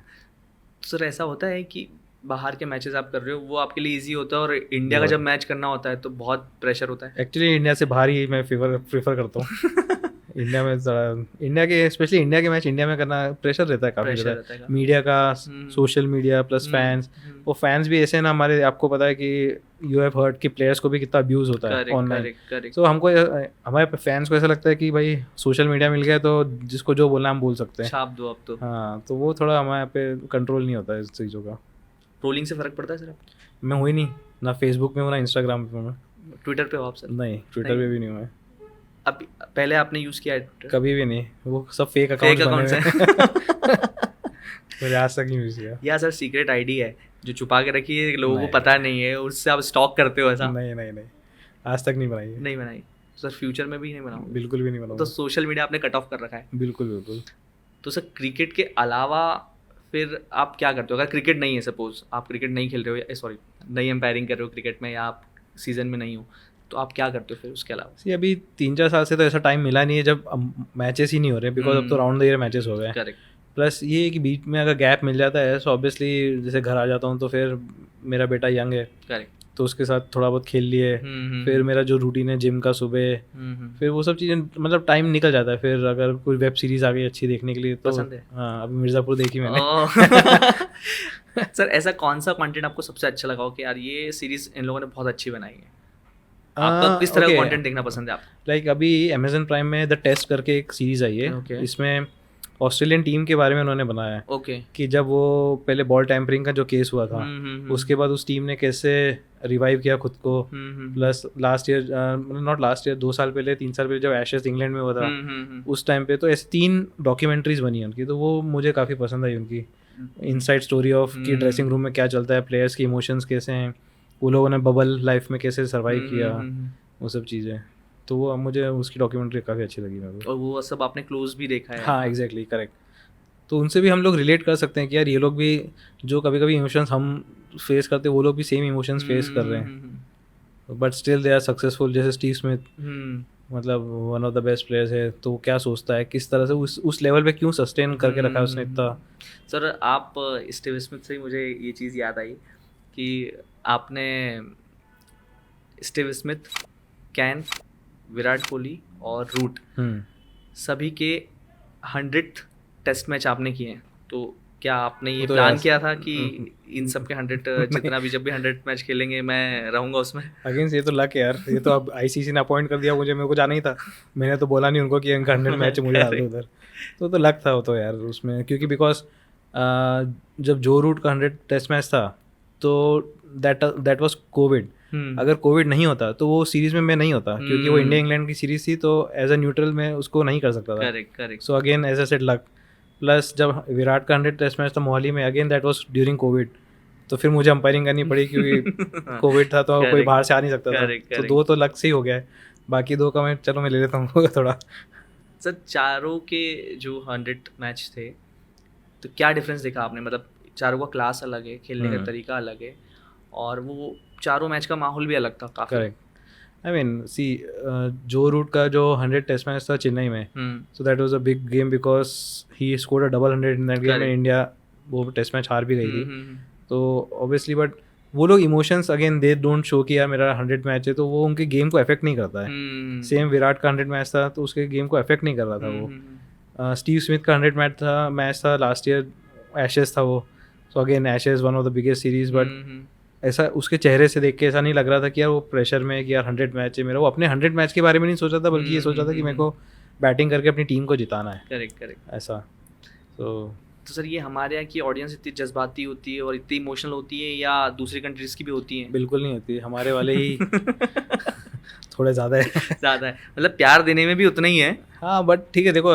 उनको ये भी समझना चाहिए कि हर बार आप प्लेयर से एक्सपेक्ट नहीं कर सकते हो कि वो ट्रॉफी जीत के देंगे आपको या Correct. हर सीरीज में परफॉर्मेंस करके देंगे। भाई वो Correct. इंसान है, कभी कभी वो भी फेल हो सकता है। करेक्ट तो इसका मतलब ये नहीं कि हम पत्थर फेंक दे घर पे जाके या गालियाँ देना स्टार्ट कर दें, क्योंकि वो फिर ठीक नहीं है। मतलब आप इतना प्यार दे रहे हो, हम ठीक है वी रिस्पेक्ट दैट, बट ऐसा भी नहीं होना चाहिए कि सीधा गालियाँ चालू हो जाए फिर। हाँ, ऐसा घर पे बोला है आपको कि यार आप आए हो मैच करके और बोले यार नितिन क्या कर दिया यार तूने, मतलब क्या इतनी तेरे से बातें कर रहे तेरे बारे में? नहीं, मैं तो मेरी फैमिली को ही बोल के रखा है कि आप ये सोशल मीडिया छोड़ दो ज़्यादा, क्यों specially see because my father he knows everything क्या चलता है क्रिकेट में, तो उसको तो उनको तो वैसे भी फ़र्क नहीं पड़ता है। प्लस जो घर में बाकी जो हैं उनको भी बोल दिया भाई अंपायरिंग के बारे में आपको सोशल मीडिया में जो देखना है आप देखो, बट अंपायरिंग से रिलेटेड कोई बात मत करो। अच्छा, घर पे आपके यहाँ उससे रिलेटेड बात कोई नहीं होती। अभी आपने वेब सीरीज और ये सब बोला, तो बॉलीवुड में आपको किस तरह की फिल्में देखना पसंद है या फेवरेट डायरेक्टर? बिल्कुल भी नहीं देखते हो? नहीं, सीरीज सिर्फ वेब सीरीज बस, मूवीज बिल्कुल नहीं देखता मैं। तो फेवरेट वेब सीरीज आपकी? आई मीन ऐसा मतलब फेवरेट नहीं, बट मुझे अच्छा लगता है। जैसे अभी पंचायत भी आई थी बीच में, तो मतलब मज़ा आता है वो देखने में, ऐसे मतलब छोटे छोटे गाँव के सीन्स और कोई बहुत बड़ा एक्टर नहीं है उसमें, but the way they have acted and जो स्टोरी लाइन चल रही है उसकी, तो काफ़ी मज़ा है उसमें। मतलब ग्राउंडेड और लाइट हार्टेड आपको पसंद आता है? अच्छा लगा था पंचायत देख के। गाने सुनना पसंद है सर? थोड़े बहुत, ज़्यादा ऐसा कुछ खास नहीं। अभी 90s के या अभी आपका अच्छा टाइम रहा होगा ना आपका सर, आप भी उस टाइम से गुजरे हो, उस एज से गुजरे हो, तो एक होता है ना कि यार मतलब इतना बहुत ज़्यादा शौक नहीं है, जो अच्छा गाना मिल जाए, ऐसा नहीं 90s का हो या अगले 10 साल बाद आने वाला हो, जो भी चलेगा। हिंदी इंग्लिश हाँ सब चलता है, सब चलता है। और सर क्या पसंद है? जैसे आप तो इंदौरी रहे हो और हम लोग तो जन्म ही खाने के लिए लेते हैं, मतलब है ना, खाने के लिए जीते हैं, तो प्रॉब्लम आती है आपको बाहर जाते हो कि actually really I miss the poha of Indore, क्योंकि उसके ऐसा कहीं मिलता भी नहीं है वर्ल्ड में, कहीं पे भी चले आप नहीं मिलेगा आपको। तो खाने का तो ऑब्वियसली जो अपने यहाँ पे जो जिस तरह के मिलते हैं, समोसे इवन कचौरी समोसे भी, वो कहीं दूसरी जगह नहीं मिल सकते। बट ये है कि फिर क्या है, हम लोग इतना सेक्रीफाइस करना पड़ता है थोड़ा बहुत कि आप इंडिया के बाहर जा रहे हो तो आप एक्सपेक्ट भी नहीं कर सकते कि रोटी सब्जी रोज मिल जाए आपको। करेक्ट ऐसा। तो सर बाहर ऐसी कोई कंट्री में आपको लगा कि यार ये इंडियन रेस्टोरेंट है और यहाँ मुझे मिल जाएगा, फिक्स हो गया कि मैं यहीं आऊँगा? सिडनी में है एक रेस्टोरेंट मंजीत करके, वहाँ पे इंडियन फूड अच्छा मिलता है। अच्छा मिलता है? हाँ, तो काफ़ी चलो हमारा मतलब हमारे लक में वहाँ जाना तो फिर जाएंगे। सर जैसे मेरे को ऐसा था कि मेरे को बचपन से धर्मशाला का ग्राउंड देखना था एक बार लाइफ में, कि मैं एक बार जाऊँ उस ग्राउंड में एंट्री लूँ, क्योंकि उसका वाइब अलग है। एग्जैक्टली। ऐसा आपको रहा है कि यार इस ग्राउंड पे या ऐसे कोई ग्राउंड्स पे आपको एम्पायरिंग था कि यार ये यहाँ तो शुरू से सोचा हुआ यहाँ एम्पायरिंग करनी ही करनी, ऐसे कोई ग्राउंड्स? जब मैं खेलता था तो मुझे ऐसा लगता था कि मैं ईडन गार्डन्स में मैच खेलूँ, तो तब तो खेल नहीं पाया था, बट अंपायरिंग करी तो उसके बाद सेटिस्फेक्शन मिली। फिर जब मैं अंपायर बना तो ऑब्वियसली ये था कि लॉर्ड्स पे करना है टेस्ट मैच, तो फिर अब आई मीन लकीली 2 मैच हो गए लॉर्ड्स में, तो लॉर्ड्स का थोड़ा क्रेज कम हो गया क्योंकि सर वो फील है ना 83 का वर्ल्ड कप हमने वाले किया है उस ग्राउंड पे। बेसिकली क्रिकेट जन्मा तो वहीं है, लॉर्ड्स में ही बोलते हैं कि क्रिकेट की जन्मस्थली तो लॉर्ड्स ही माना जाता है। करेक्ट। उसके अलावा आपको अभी जैसे MCG में मैंने मैच नहीं किया है मेलबर्न में, तो मुझे एक है कि अब मुझे MCG में टेस्ट मैच चेकलिस्ट में बचा हुआ है अभी टेस्ट मैच। तो सर आपकी चेकलिस्ट में और क्या क्या बचा है जो आपको करना है या आपने लिख रखा है? गोल आप लिखते हो, गोल्स लिखते हो आपने? लिखता नहीं हो पर दिमाग में रहता है। अच्छा। तो आई मीन न्यूजीलैंड एक कंट्री थी जो मुझे विजिट करनी थी, तो वो अभी फरवरी में हो गया था। रिसेंटली हो गया था। अभी सबसे पहले तो एक प्राउड मोमेंट आया अभी हमारे इंडियंस के लिए कि जय शाह ICC के चेयरपर्सन हो गए हैं, तो किस तरह से देखते हैं आप ये चीज़? आई मीन जी उन्होंने बहुत सारी चीज़ें जो करी है BCCI में आने के बाद, तो काफ़ी कुछ इम्प्रूवमेंट्स आए हैं, प्लस बहुत पॉजिटिव चेंजेस आए हैं स्ट्रक्चर में और BCCI में भी। सो आई एम श्योर वहाँ पे भी वो जाएंगे तो काफ़ी कुछ करेंगे। जैसे फर्स्ट स्टेप इटसेल्फ जो उन्होंने लिया है कि टेस्ट मैच को स्ट्रॉन्ग करना है, तो वो आई थिंक बहुत इंपॉर्टेंट है, बिकॉज अगर टेस्ट मैच सर्वाइव नहीं करेगा तो दूसरे फॉर्मेट्स भी सर्वाइव नहीं कर पाएंगे। सो आई थिंक आते से उन्होंने जो कदम उठाया है कि टेस्ट मैच के लिए कुछ करना है, सो आई थिंक काफ़ी कुछ पॉजिटिव चीज़ें आएंगी अगले 3 साल में। सर अभी अपने जैसे टेस्ट मैच का बोला, तो हम देखते जा रहे हैं कि अभी हम लोग वर्ल्ड चैंपियनशिप के थ्रू वापस टेस्ट मैच हम लोगों ने देखना चालू किए, लेकिन बीच में एक दौर ऐसा आया था कि हम लोगों ने मैचेस देखना ही बंद कर दिए थे। करेक्ट। वो लोगों का इंटरेस्ट भी अब छूटता जा रहा है जिस तरह से शॉर्टर फॉर्मेट क्रिकेट के आ रहे हैं। तो आपको क्या लगता है कि टेस्ट क्रिकेट कितना इम्पोर्टेंट है क्रिकेट के लिए? बहुत ज़्यादा, आई थिंक सबसे इम्पोर्टेंट है, not only for cricket but for players and umpires also, because actual में जो स्किल लेवल हर चीज़ में है, चाहे वो आपकी बैटिंग स्किल है या मेंटल स्किल है, फिजिकल स्किल है, जो भी है, सारी चीज़ें एक टेस्ट मैच में ही टेस्ट होती है। वनडे T20s में स्किल्स इतना इंपॉर्टेंस नहीं रखते जितना टेस्ट मैच में रखता है। So I think test match is actually the best format और बहुत इंपॉर्टेंट है। अगर टेस्ट मैच नहीं रहा कभी फ्यूचर में, सो आई डोंट थिंक क्रिकेट में वो मज़ा रहेगा। बिकॉज जो आप देखो 4 दिन या 5 दिन के मैच में जो गेम ऊपर नीचे होता है, कंडीशंस चेंज होती है, कभी बारिश आ जाती है, पिच चेंज हो जाता है, बॉल चेंज होती है, तो वो मज़ा जो है वो आपको T20 वनडे में नहीं मिलता है। करेक्ट। सर बॉल चेंज का क्या रूल है अभी? पहले तो हम देखते थे कि 30-35 ओवर्स के बाद अगर बॉल थोड़ा पुराना होता था या एज होता था तो हम लोग चेंज करते थे। अभी ये जो नया रूल आया है तो इसमें पहले बॉलर के लिए थोड़ी हेल्प होती थी, स्पिनर्स के लिए भी हेल्प होती थी। अब वो चीज़ कम हो गई है क्योंकि ग्रिप कम हो गया है बॉल का, क्योंकि जल्दी हम लोग चेंज कर देते हैं बॉल। एग्जैक्टली। सी वनडे में बात करें तो अब एक इनिंग में 2 बॉल यूज़ होती है। सो बेसिकली देखा जाए तो एक एंड से नई बॉल, दूसरी एंड से भी नई बॉल ही चल रही है। करेक्ट। 25 तो बॉल 25 ओवर ही खेलते हैं एक बॉल से, तो बॉल पुराना होता नहीं है। इसलिए बॉल पुराना नहीं होता तो हार्ड रहता है पूरे टाइम, इसलिए बैटर्स के लिए ईजी हो जाता है। टेस्ट मैच की बात करें तो अब क्या हो गया, जो मैंने सुना है पहले से कि पहले जो क्वालिटी ऑफ सीम थी, मतलब सीम की जो सरफेस से जो उसका उठाव था वो अब कम होने लग गया है, तो इसलिए बॉलर्स को इतना हेल्प नहीं मिल रहा है, स्पिनर्स को और फास्ट बॉलर्स को। बट अब क्या मैन्युफैक्चरर्स जो हैं बॉल्स के, उन पे भी इतना लोड आ गया कि इतनी ज़्यादा क्रिकेट हो रही है कि अब वो शायद वो उस क्वालिटी को मेंटेन नहीं कर पा रहे हैं। तो अब बट जो भी है सी अडेप्ट करना पड़ता है। करेक्ट। जैसे जैसे क्रिकेट आगे जा रही है, बॉलर्स को अडेप्ट करना पड़ेगा, प्लेयर बैटर्स को अडेप्ट करना पड़ेगा। तो उसके लिए हम लोग कुछ कर नहीं सकते, बिकॉज जो चीज़ें आपके पास हैं, ये बॉल मिली है मैच में तो आपको इसी को यूज़ करना है। अब इसको चेंज तो कर नहीं सकते हैं कि नहीं हमको ये बॉल पसंद नहीं, दूसरी बॉल लेकर। तो अडेप्टेबिलिटी की क्वेश्चन हो जाता है। फिर बॉल जब हम यूज़ करते थे क्लब क्रिकेट में या पहले मैचेस में भी हम देखते थे कि शाइन करते थे हम, तो वो सलाइवा से हम शाइन करते थे। और अब किस तरह से सर बॉल शाइन होता है, क्योंकि अब तो शायद रूल आ गया है सलाइवा तो अलाउड नहीं है बॉल पे अब। सो बेसिकली नाउ स्वेट या जनरली आई हैव सीन, अभी जब हम इंग्लैंड में मैच खेल रहे हैं, न्यूजीलैंड में खेल रहे हैं, तो वहाँ पे कोल्ड कंडीशंस होती है तो स्वेट इतना आता नहीं है। तो प्लेयर्स फिर भी कोशिश करते हैं अपने ट्राउज़र में रब करके या स्लीव्स में रब करके कैसे भी शाइन को मेंटेन रखें। सो डिफिकल्ट हो गया है बॉलर्स के लिए थोड़ा, क्योंकि सलाइवा नहीं होने से। बट उसके फ़ायदे भी हैं, बिकॉज सलाइवा से फिर वो बॉल टैम्परिंग का इशू भी चला गया कि आप आपके मुँह के अंदर आप मिंट खा रहे हो या कोई टॉफ़ी है जिसका जेल आप बॉल में ना लगाओ। तो दोनों के एडवांटेज डिसएडवांटेज हैं अभी। तो सर इसका कोई अल्टरनेट नहीं है कि आप बॉल की शाइन के लिए कुछ कर सकते हैं या ऐसा कुछ? एक्सटर्नल सब्सटेंस तो सिर्फ आप अपना स्वेट ही यूज़ कर सकते हैं, बस उसके अलावा तो कुछ नहीं यूज़ कर सकते। बॉल टेम्परिंग करते हुए किसी को लाइव पकड़ा है सर आपने एकदम? नहीं, अभी तक आपके सामने नहीं हुई है? नहीं, अभी तक तो नहीं हुआ है। पर कई बार ऐसा होता है ना सर, प्लेयर्स को क्योंकि सबकॉन्शियसली ब्रेन में एक शुरू से वो जिस तरह से बॉल को शाइन करते हुए आ रहे हो जाता है उनसे गलती से कई बार, तो उसको किस तरह से लेते हैं आप लोग? उसको आप वार्निंग देके छोड़ देते हैं? अभी जब से कोविड आया था, जैसे ही कोविड आया था तब बॉल पे सलाइवा लगाना अलाउड नहीं था। तो अब कोविड को गए 2-3 साल हो चुके हैं, तो अब सारे प्लेयर्स यूज्ड हो गए कि सलाइवा लगाना ही नहीं है। सो इवन जब वो नेट्स पे भी खेलते हैं बॉलर्स, तो वो कभी सलाइवा लगाते ही नहीं है, वो तो उनकी आदत बन चुकी। तो अभी इसलिए पिछले 3-4 सालों में मैंने किसी को देखा नहीं है कि इवन अनकॉन्शियसली उन्होंने सलाइवा यूज़ किया बॉल पे। कोविड में पूरे ग्राउंड सर खाली थे, आप लोगों ने मैचेस किए, टीम्स में मैचेस खेले, और फिर बाद में हम लोगों ने देखा कि अब पूरा ग्राउंड भरा हुआ रहता है। तो सर उस टाइम ऑडियंस नहीं होती है, तो आप मैच में मिस करते हो बहुत सारी चीज़ें, या मैच को उस तरह से नहीं देख पाते हो? सी अगेन दोनों के एडवांटेज डिसएडवांटेज थे।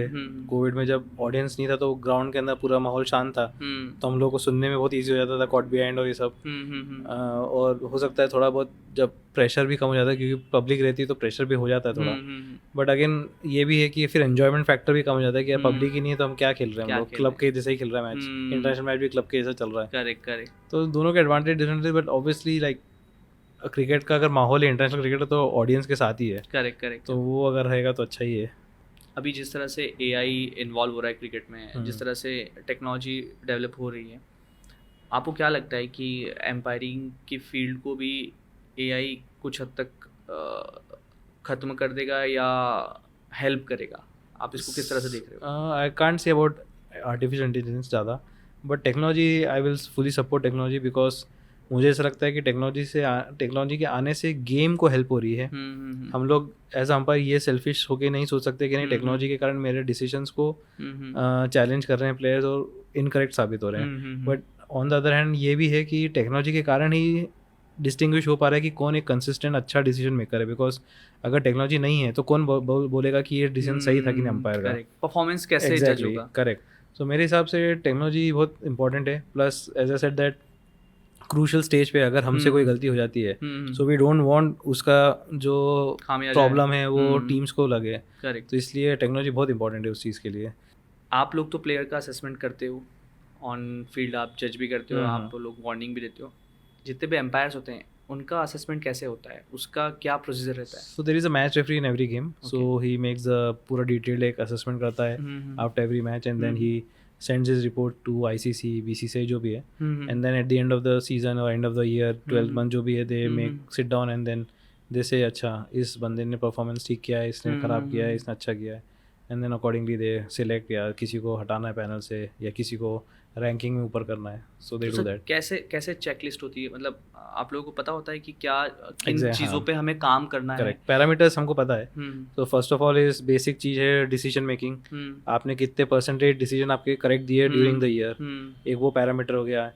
Plus are you a good team man in the sense कि हमारे 4 अंपायर्स होते हैं प्लस एक मैच रेफरी, तो हम कैसे जेल कर रहे हैं एज अ टीम। ऐसा तो नहीं कि हम लोग इंडिविजुअली बस मैं अपने एंड पे खड़ा होकर अंपायरिंग कर रहा हूँ और परवाह नहीं मेरा पार्टनर क्या कर रहा है। करेक्ट। सो वो चीज़ें भी जज होती है। Plus how are we communicating as a third umpire, हमारे कम्युनिकेशन स्किल्स कैसे हैं, या हम प्लेयर से कैसे बातें कर रहे हैं, हम मैच को मैनेज कर पा रहे हैं कि नहीं, कुछ सिचुएशन आ गई मैच में तो हम लोगों ने कैसे मैनेज किया उसको। तो ऐसे ऐसे 5-6 पैरामीटर्स हैं जिसमें रेफरीज हमको मार्किंग करते हैं, and then it gets add on at the end of the year. Sir हम लोग जब वो क्रिकेट मैच देख रहे होते हैं या कोई डिसीजन थर्ड एम्पायर के पास जाता है तो ग्राउंड एम्पायर और थर्ड एम्पायर के बीच में कम्युनिकेशन होता है। तो वो जो कम्युनिकेशन की टर्मोलॉजी होती है या वो जो टर्म्स यूज़ करते हैं या जिस तरह से बात करते हैं वो कहीं ना कहीं काइंड ऑफ सिमिलर होता है। करेक्ट। तो उसकी भी ट्रेनिंग होती है? यस, बहुत ज़्यादा ट्रेनिंग होती है और इंटेंस ट्रेनिंग होती है थर्ड एम्पायर्स की भी। बिकॉज एज यू सेड कि बहुत सारे टर्मिनोलॉजी जो है वो बहुत सिमिलर होती है। सो कुछ चीज़ें हैं जो we can't deviate from that, कुछ चीज़ें हैं जो हमको बोलनी हैं, बट कुछ चीज़ें हैं जो हम इम्प्रोवाइज कर सकते हैं। सो ऐसा but again training is very important, because not only आपको क्या बोलना है बट आप जो डिसीजन आता है, जैसे अल्ट्राएज आया है तो आप उस टेक्नोलॉजी को समझ पा रहे हो कि नहीं वो अल्ट्राएज क्या दिखा रहा है, कि बैट पे बॉल लगा है कि पैड पे लगा है। कभी कभी बॉल बैट पैड तीनों साथ में होते हैं, तो उसको कैसे जज करना है कि बैट फर्स्ट है कि पैड फर्स्ट है। तो वो उसकी भी इंटेंस ट्रेनिंग होती है, क्योंकि ऐसा तो नहीं है थर्ड अंपायर, क्योंकि अल्टीमेटली क्या होता है थर्ड अंपायर को ही जज करना है कि वो डिसीजन क्या है। करेक्ट। पीछे बैठ के कोई उसको हेल्प नहीं कर रहा है, कोई टेक्नोलॉजी या टेक्निकल एक्सपर्ट नहीं बैठा उसके साथ जो उसको बता सके कि नहीं ये गलत है या ये सही है। करेक्ट। तो इसलिए इंटेंस ट्रेनिंग होती है उनकी भी। अभी वो बैट पैड का आपने बोला तो मुझे एक और याद आ रहा होगा, आप भी समझ गए होंगे, जो विराट का डिसीजन था वो कैसा लिया उसने, मतलब उसको आपने फिर बाद में क्या सोचा उसके बारे में? कुछ नहीं, क्योंकि वो तो सही डिसीजन था मेरा, तो इसलिए मेरे को सोचने की जरूरत ही नहीं उसके लिए। पर जैसे बाहर लोगों ने उसका बहुत माहौल बना दिया था। एग्जैक्टली, तो इसलिए मैंने बोला ना मैं सोशल मीडिया देखता ही नहीं हूँ तो मुझे पता ही नहीं क्या बोला। पता तो करेंगे कि कोई तो आईडी होगी आपकी सर। बिल्कुल 100%। सर ICC एम्पायर्स को भी रैंक करता है मैचेस के थ्रू भी। आई थिंक आपके अभी 131 या 131 150 के अराउंड मैचेस हो गए। हाँ। तो एक सबका गोल होता है ना कि मुझे इतने मैचेस तो करने ही अपने करियर में, तो आपने ऐसा कोई गोल सेट किया है? नहीं, नंबर्स पे मैंने ध्यान नहीं दिया कि मुझे इतने मैचेस करने हैं, बट मेरा भी यही गोल है कि एलीट पैनल में मैं जितनी देर रह सकता हूँ, जितने साल रह सकता हूँ, उसके लिए कंसिस्टेंटली परफॉर्मेंस करना है बस। तो सर सबसे ज़्यादा टाइम तक एलीट पैनल में कौन एम्पायर रहा है? आई थिंक पाकिस्तान के अलीमदार सबसे ज़्यादा मैचेस भी उन्हीं के, I think 438 something matches. I think वो एलीट पैनल में अराउंड 20 या 21 इयर्स के लिए थे एलीट पैनल। एलीट पैनल में इतने साल तक रहे हैं? हाँ, I think so, if I am not wrong, इतना ही है उनका। So because again he was very young when he became an umpire, और एलीट पैनल में भी वो काफ़ी young, but credit to him कि इतने साल उन्होंने कंसिस्टेंटली परफॉर्मेंस किया उस लेवल पे, ईजी नहीं है वो। ऐसा कोई एम्पायर जिसने आपको इंस्पायर किया हो कि यार, या उसकी बोली हुई ऐसी कोई बात आपके दिमाग में घर कर गई हो, किसी भी प्लेयर की भी या एम्पायर की, कि क्रिकेट में बहुत ज़रूरी होती है वो? नहीं मतलब ऐसा पर्टिकुलर कोई अंपायर को मैंने कभी फॉलो नहीं किया, बट एज ए सेड जब ये लोग आईपीएल में आते थे तो काफ़ी चीज़ें सबसे सीखी थोड़ी थोड़ी कि किससे क्या लेना। तो बेसिकली डिसिप्लिन सबसे सीखा कि सब डिसिप्लिन लाइफ जीते हैं। ऐसा नहीं है कि कल मैच है तो हम लोग आराम से रात भर घूम रहे हैं, फिर रहे, खाना पी रहा, ऐसा नहीं है। प्लस कहते हैं ना रूटीन्स फॉलो करते हैं अपने, जिम फॉलो करते हैं अपना जिम रूटीन्स, तो वो सब चीज़ें काफ़ी कुछ सीखी। तो ऐसा पर्टिकुलर किसी अंपायर को कभी मैंने फॉलो नहीं किया है ऐसा, बट सबसे कुछ ना कुछ सीखने को तो मिला ही है। आप जब छोटे रहे होंगे तो टीवी पे मैचेस आपने देखे होंगे, तो ऐसा कौन सा लीजेंड क्रिकेटर है जिसको आपने देखा होगा और एम्पायरिंग के करियर के कारण उनसे मिलना हुआ, इंटरेक्शन हुआ? राहुल द्रविड़, वीवीएस, लक्ष्मण, तो इन लोगों को मतलब जब मैं खेलता था तो ऑब्वियसली इन दोनों को बहुत फॉलो करता था, स्पेशली बिकॉज वो टेस्ट मैच हुआ था कलकत्ता में जब इन दोनों ने फॉलो ऑन बचा के हाँ। तो उस टाइम पे हम लोग काफ़ी यंग थे, तो हम तो सोचते थे यार इनके जैसा बैटिंग करना है बस। फिर जब इन लोगों को आई थिंक 2010-11 में Rahul Dravid still was playing Karnataka के लिए, एक मैच खेलने आए वो, विजय हजारे ट्रॉफी थी बड़ौदा में, तो तब पहली बार उनको सामने से देखा था, फिर काफ़ी अच्छा लगा था। हमने उनको एग्रेशन दिखाते हुए, एग्रेशन मतलब सेलिब्रेशन करते हुए सिर्फ अभी वर्ल्ड कप में देखा, जब उन्हें ट्रॉफी उठा के ऐसे किया था। आपने कभी उनको ऐसा देखा करते हुए, इसके पहले इतना सेलिब्रेट करते हुए? नहीं, he is a very balanced, उनका इमोशंस। सी अगेन वो इतने सालों की मेहनत के बाद उनको एक ट्रॉफी उठाने को मिला, तो may be his emotions came out, but actually is a very balanced guy. And obviously you all know जो टीवी पे भी दिखता वैसे ही है वो, जैसे चुपचाप शांत रहते हैं, अपने कूल एंड काम। और वीवीएस लक्ष्मण सर? अरे वो तो gem of a person, I mean मेरे हिसाब से तो उनसे अच्छा कोई बंदा नहीं है इंडियन क्रिकेट में। हाँ, काफ़ी मतलब डाउन टू अर्थ और बहुत सेंसिबल, कूल, काम रहते हैं, कभी गुस्सा भी नहीं करते हैं। मैंने ऐसे बहुत कम क्रिकेटर देखे हैं जो पढ़ाई में भी उतना अच्छे हों, और आई थिंक मैंने जो सुना है उनके बारे में कि वो 12th में उनके कुछ 96 बायो था उनका सब्जेक्ट, और 96 और ऐसे कुछ थे, और उनको डॉक्टर बनना था। और वो क्रिकेट में भी उस टाइम पे अच्छा कर रहे थे। करेक्ट, काफ़ी हैं ऐसे, जैसे जवाहर श्रीनाथ हैं, he is also engineer, Anil Kumble, he is also engineer. तो ये लोग इंजीनियर होने के बाद जो इंडिया के लिए इतने साल खेले हैं, तो दोनों को बैलेंस किया इन लोगों ने। बहुत मुश्किल होता है सर पर। अरे काफ़ी होता है मुश्किल।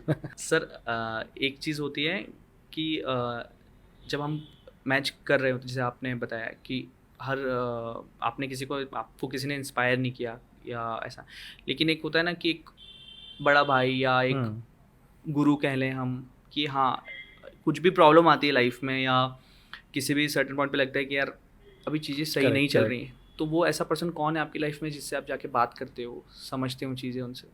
जैसे प्रोफेशनल फ्रंट में तो हमारे कोचेस हैं, आईसीसी अपॉइंटेड कोचेस हैं, सो अंपायरिंग से इशू कुछ भी होता है तो हम उनसे बात कर सकते हैं। लाइक घर पे भी इनिशियली जब अंपायरिंग में कुछ हेल्प चाहिए थी तो मेरे फादर थे गाइड करने के लिए, तो वो तो है, तो अभी भी मतलब कभी कभी कुछ होता है तो वी कैन टॉक इजीली, ऐसा नहीं। But as a professional life मतलब स्पेशली इन अंपायरिंग, तो घर पे मैं इतना ज़्यादा अभी बात नहीं करता हूँ पापा से, क्योंकि क्या उनके ज़माने में अंपायरिंग बहुत डिफरेंट थी और अभी के ज़माने के अंपायरिंग काफ़ी डिफरेंट हो गई है। तो इसलिए जो आईसीसी से जो कोचेस हमारे लिए अपॉइंट किए गए, मेंटर्स अपॉइंट किए गए हैं, तो हम उनसे ज़्यादा इंटरेक्ट करते हैं। फिर आप लोग एयरपोर्ट्स पे जाते हो, हर जगह हर शहर घूमते हो, तो लोग पहचानते हैं ना कि अरे हाँ सर, तो वो फील कैसा होता है ना कि जैसे प्लेयर्स को तो मिलता ही है वो एक फेम होता है, आप लोग कैसे डील करते हो या कैसे उसको लेते हो? आई मीन अंदर तो अच्छा सबको लगता है, ऐसा नहीं है कि कोई बोले कि नहीं यार मेरे को फर्क नहीं, अच्छा तो लगता है, बट अगेन देन ऐसा भी नहीं होना चाहिए कि सपोज कभी कोई आया है तो हम लोग उसको बोले नहीं यार तू जा अभी नहीं, because ultimately they are fans, उनके कारण क्रिकेट चल रहा है। करेक्ट, सो उनको भी टाइम देना, उनके लिए भी टाइम निकाल के एक आध फोटो में there is no harm. And जैसे अभी मैं आज मेरे बेटे को स्कूल लेने गया था तो उसके क्लास फ्रेंड्स ने 2-3 ने ऑटोग्राफ ले लिया, तो अच्छा लगा था कि यार बच्चे लोग हैं, मतलब उनको भी मज़ा आता है, घर पे जाके दिखाएंगे तो फील्स गुड फॉर, हमको भी अच्छा लगता है कि ठीक है यार। ये ऑटोग्राफ वाला जो फील है ना सर, ये आपकी जनरेशन और हमने थोड़ा बहुत खेला तो वो जितना फील कर पाते, अभी तो फोटोग्राफ सेल्फी हो गया, सेल्फी वाला टाइम, तो वो आपको ऑटोग्राफ देते हुए बहुत अजीब भी लगा होगा क्योंकि जनरली आजकल सही सब है, सेल्फी correct. लेते हैं. बच्चों को स्कूल में अलाउड नहीं है ना फ़ोन, अदरवाइज वो भी सेल्फी लेते हैं और इसलिए उसने अपनी नोटबुक में ऑटोग्राफ ले लिया बस. बट ठीक है, अभी मतलब एज यू सेड कि अभी तो सेल्फी का ज़माना है, तो Correct. वही ठीक है जो चल रहा है. सर सोशल मीडिया का आप कितना फ़ायदा या नुकसान समझते हो कि यार सोशल मीडिया कितना कंज्यूम करना चाहिए? सब चीज़ का लाइफ में बैलेंस होना चाहिए. I mean not only social media में, तो बोलो इवन बोलते हैं ना कि हमको बादाम खानी चाहिए रोज़, बट बादाम एक्सेस में भी नहीं खानी चाहिए. तो इसलिए सब चीज़ का बैलेंस ही रहना चाहिए. थोड़ा बहुत इधर चलता है. आई फील सोशल मीडिया भी बैलेंस ही रहे तो ठीक है, ज़्यादा एक्सेस भी नहीं होना चाहिए उसका. थोड़ी देर पहले मैंने वो एक सवाल पूछा था कि आपकी चेकलिस्ट में और क्या क्या बचा है, मैं फिर से उसी पे आऊँगा. क्या क्या आप 5 मुझे ऐसी चीज़ें बताइए जो आपको लाइफ में करनी ही करनी है क्रिकेट करियर छोड़ने से पहले. क्रिकेट से रिलेटेड होनी चाहिए कि नहीं, वो आपकी लाइफ का गोल होना चाहिए. कुछ भी, वर्ल्ड टूर भी हो सकता है, मतलब वर्ल्ड टूर तो हो चुका है बेसिकली देखा जाए हाँ, तो. हाँ, अंपायरिंग में तो correct, ऑलमोस्ट correct. सब जगह वो जा मेरा चुके, ड्रीम है ना सर, तो मैंने तो आई मीन अब बहुत मुश्किल क्वेश्चन है. 5 तो मैं बता नहीं पाऊंगा क्योंकि मैं एक्चुअली में ऐसा सेट मेरा ऐसा कोई फ्यूचर प्लानिंग होता नहीं है. ओके. मैं कोशिश करता हूँ कि मैं प्रेजेंट में रहूँ, हाँ, जो मिल जाए अभी वो उसके लिए. बट ऐसा कोई मतलब मेरा कोई बहुत बड़े प्लान्स नहीं है यार लाइफ के लिए कि मेरे को यही करना है या ये है. हाँ, एक चीज़ है कि मुझे फार्मूला 1 पहले बहुत पसंद आता था, कार रेसिंग. और अपने ग्रेटर नोएडा में उस टाइम पे उसका फार्मूला 1 track का है, सर्किट हाँ, भी बना था. करेक्ट. तो उस टाइम में मुझे लगा था कि एक बार तो मैं जाके रेस देखूंगा उसकी. तो अभी तक लेकिन देख नहीं पाया, तो होपफुली कभी चांस मिलेगा तो I would like to see Formula 1. Race करने का मन नहीं हुआ सर कि मैं चलाऊंगा कार एक में वो बार? बहुत रिस्की है यार, अच्छा, फटी रहती है कि क्या हो जाएगा अभी. पसंद है सर ड्राइव करना? हाँ, कार. बाहर भी करते हो, आउट ऑफ इंडिया? एक बार मैंने उधर करा था साउथ अफ्रीका में, बिकॉज वहाँ पे ऑलमोस्ट सिमिलर रूल्स हैं अपने. बट बाकी आई मीन ऑस्ट्रेलिया इंग्लैंड में थोड़ा मुश्किल है यार, बहुत स्ट्रिक्ट हैं. प्लस लेन ड्राइविंग का अपने यहाँ पे ऐसा नहीं है ना, कहीं से भी निकल जाते हैं हम लोग. ऐसा नहीं है. तो ओवरऑल सर जैसे आपने पूरा वर्ल्ड टूर कर ही लिया है, तो फिर से मेरा सवाल, सबसे खूबसूरत कंट्री और सबसे अच्छे लोग तो मैं पूछ चुका हूँ, पर सबसे खूबसूरत कंट्री और जहाँ आप सोच सकते हो कि अगर इंडिया के अलावा मुझे रहना पड़ा तो मैं यहाँ जाके सेटल हो सकता हूँ. हाँ, आई विल से इंग्लैंड में आई will go and settle in England, not in London. London बहुत कंजस्टेड है और बट जो दूसरी सिटीज़ है उनके. सर आप इंडिया में रहते हुए लंदन को कंजस्टेड बता रहे हो सर. अरे एक्चुअली में है वो. अच्छा. बेसिकली मतलब इंडिया में रहने के बावजूद, बट स्टिल ऐसा है ना कि India still a vast country. Correct. London तो छोटी सी सिटी है ना यार, तो इसलिए वहाँ पे और कंजेशन लगता है. और तो बट स्टिल आई की वहाँ पे जो जिस तरह की ग्रीनरी है, जो नेचुरल उनकी ब्यूटी है, वो आई थिंक मुझे कभी मौका मिलेगा तो I will go and live there. 3 गुना लगान देना पड़ेगा सर. हाँ, 3 गुना लगान देना पड़ेगा सर यार, वो तो प्रॉब्लम नहीं है. सर हर प्लेयर का या हर इंसान का एक टोटका होता है मैच में जाने से पहले या मैच के एक दिन पहले. ऐसा कोई टोटका है आपका? टोटका नहीं, मैं रूटीन्स बोलूँगा. टोटके तो नहीं बोलूँगा कि रूटीन्स रहते हैं कि हाँ इस तरह से बैग जमाना है या नेक्स्ट डे इस तरह से तैयार होना है. ऐसा वो टोटके नहीं है, बट रूटीन्स है वो. जैसे मैच के जाने के पहले होता है ना, किसी प्लेयर का होता है पैर में, राइट पैर ग्राउंड में रखूंगा. जैसे अगर हम बस में जा रहे हैं मैच के लिए, तो मैं कोशिश करता हूँ कि मैं सबसे पीछे ही बैठूँ. अच्छा. आगे बैठना मुझे पसंद नहीं है, तो हो सकता है वो मेरा एक टोटका है. हाँ, कि मैं पीछे बैठूंगा तो सारे बंदे मेरे जो टीम वाले सबको देख पाऊंगा. हाँ, बस मैं सबसे पीछे बैठना पसंद करता हूँ. ऐसा क्या रीज़न है सर, क्यों, मतलब ऐसा पता नहीं, हो सकता है जैसे एज यू सेड कि पहले मैच में अच्छा हो गया तो मैंने सोचा चलो हर मैच में वैसे बैठते हैं, बस वो रूटीन बन गया तो टोटका ही हो गया वो. अभी जैसे आप अलग अलग प्लेयर्स के साथ मैचेस करते हो, टीम्स के साथ अलग अलग जगह ट्रैवल करते हो, तो आप लोगों को क्या प्रोटोकॉल्स फॉलो करने पड़ते हैं? इंटरेक्शन होता है आपका अगर मैच के बाद भी हो तो आप प्लेयरों से इंटरेक्शन होता है आप लोगों को? हमारे प्रोफेशन में क्या होता है ना कि हम लोग बहुत ज़्यादा प्लेयर्स के साथ फ्रेंडली नहीं हो सकते. बिकॉज हो सकता है जैसे मैं आपसे बात कर रहा हूँ, आप एक टीम के प्लेयर हैं और दूसरी टीम वाले देख रहे हैं मुझे, तो भले हम लोग बहुत काम की बात कर रहे होंगे, बट दूर से ऐसा लगेगा कि यार उससे फ्रेंडली हो रहा है, तो परसेप्शन ऐसा ना हो जाए कि ये जब मैच आएगा कल तो ये उनको फेवर करेगा किसी भी चीज़ में. तो इसलिए हम लोग इंटरेक्शंस कम ही रखते हैं प्लेयर्स से. बट होते हैं थोड़े बहुत, जैसे कभी कोई जिम में मिल गया, कभी कोई ब्रेकफास्ट करते हुए मिल गया, तो इंटरेक्शन तो होते हैं, बट ज़्यादा लंबे लंबे इंटरेक्शंस हम लोग अवॉइड करते हैं. हाँ, जो काम से काम हो गया बस ठीक है. जैसा किसी ने बोला कि यार नितिन तूने मेरे साथ गलत किया यार, तू अगर वो मुझे आउट देता तो मैं शायद बोला था ना विराट का बोला था ना कि मैं होता था आउट देता, तो आई मीन ऐसा नहीं होता है. मतलब वो मस्ती मजाक में कभी कभी बोलते हैं, but seriously as a set कि क्योंकि दे रिस्पेक्ट कि एक अंपायर का एक अपना रोल है, अपना जॉब है, एंड उनका जो काम है वो करते हैं. बट ऐसे मस्ती मजाक में होता है, बट सीरियसली कभी किसी ने ऐसा नहीं बोला. मैच के एक दिन पहले या टूर्स के दौरान या मैचेस के दौरान आप लोग फ़ोन स्विच ऑफ कर देते हो आप लोग? हाँ, फ़ोन स्विच ऑफ करके रख देते हैं हम लोग अपने बैग्स में। और एंटी करप्शन की वो थोड़े प्रोटोकॉल्स होते हैं before the match. All the players और अंपायर्स, मैच रेफरी, सबको अपने मोबाइल स्विच ऑफ करके बैग्स में रखने पड़ते हैं। तो ये सर एक मैच में जाने से पहले आप लोगों की क्या ट्रेनिंग होती है, क्या क्या प्रोसीजर होते हैं कि ये चीज़ें आपको फॉलो करनी है जो हर बार आप करते कर हो? रहे हैं हर मैच के पहले तो कोई ट्रेनिंग नहीं होती है। लाइक बिफोर द सीज़न या कोई वर्ल्ड कप हो रहा है उसके पहले एक वर्कशॉप जैसा होता है, 2 दिन का वर्कशॉप हुआ।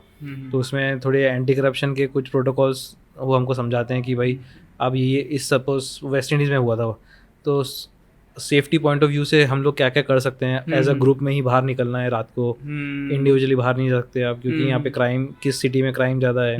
तो ये सब क्लासेस हमारी वो लोग कंडक्ट करते हैं कि कौन सी सिटी सेफ है जिसमें आप अकेले भी रात को जा सकते हो, ऐसा। प्लस ऑब्वियसली जो रूल्स एंड रेगुलेशंस की जो ट्रेनिंग होती है बिफोर, तो ऐसे हर मैच के पहले तो नहीं होती, बट येस कोई सीज़न स्टार्ट होने के पहले या कोई वर्ल्ड कप स्टार्ट होने के पहले ज़रूर होती है फिर।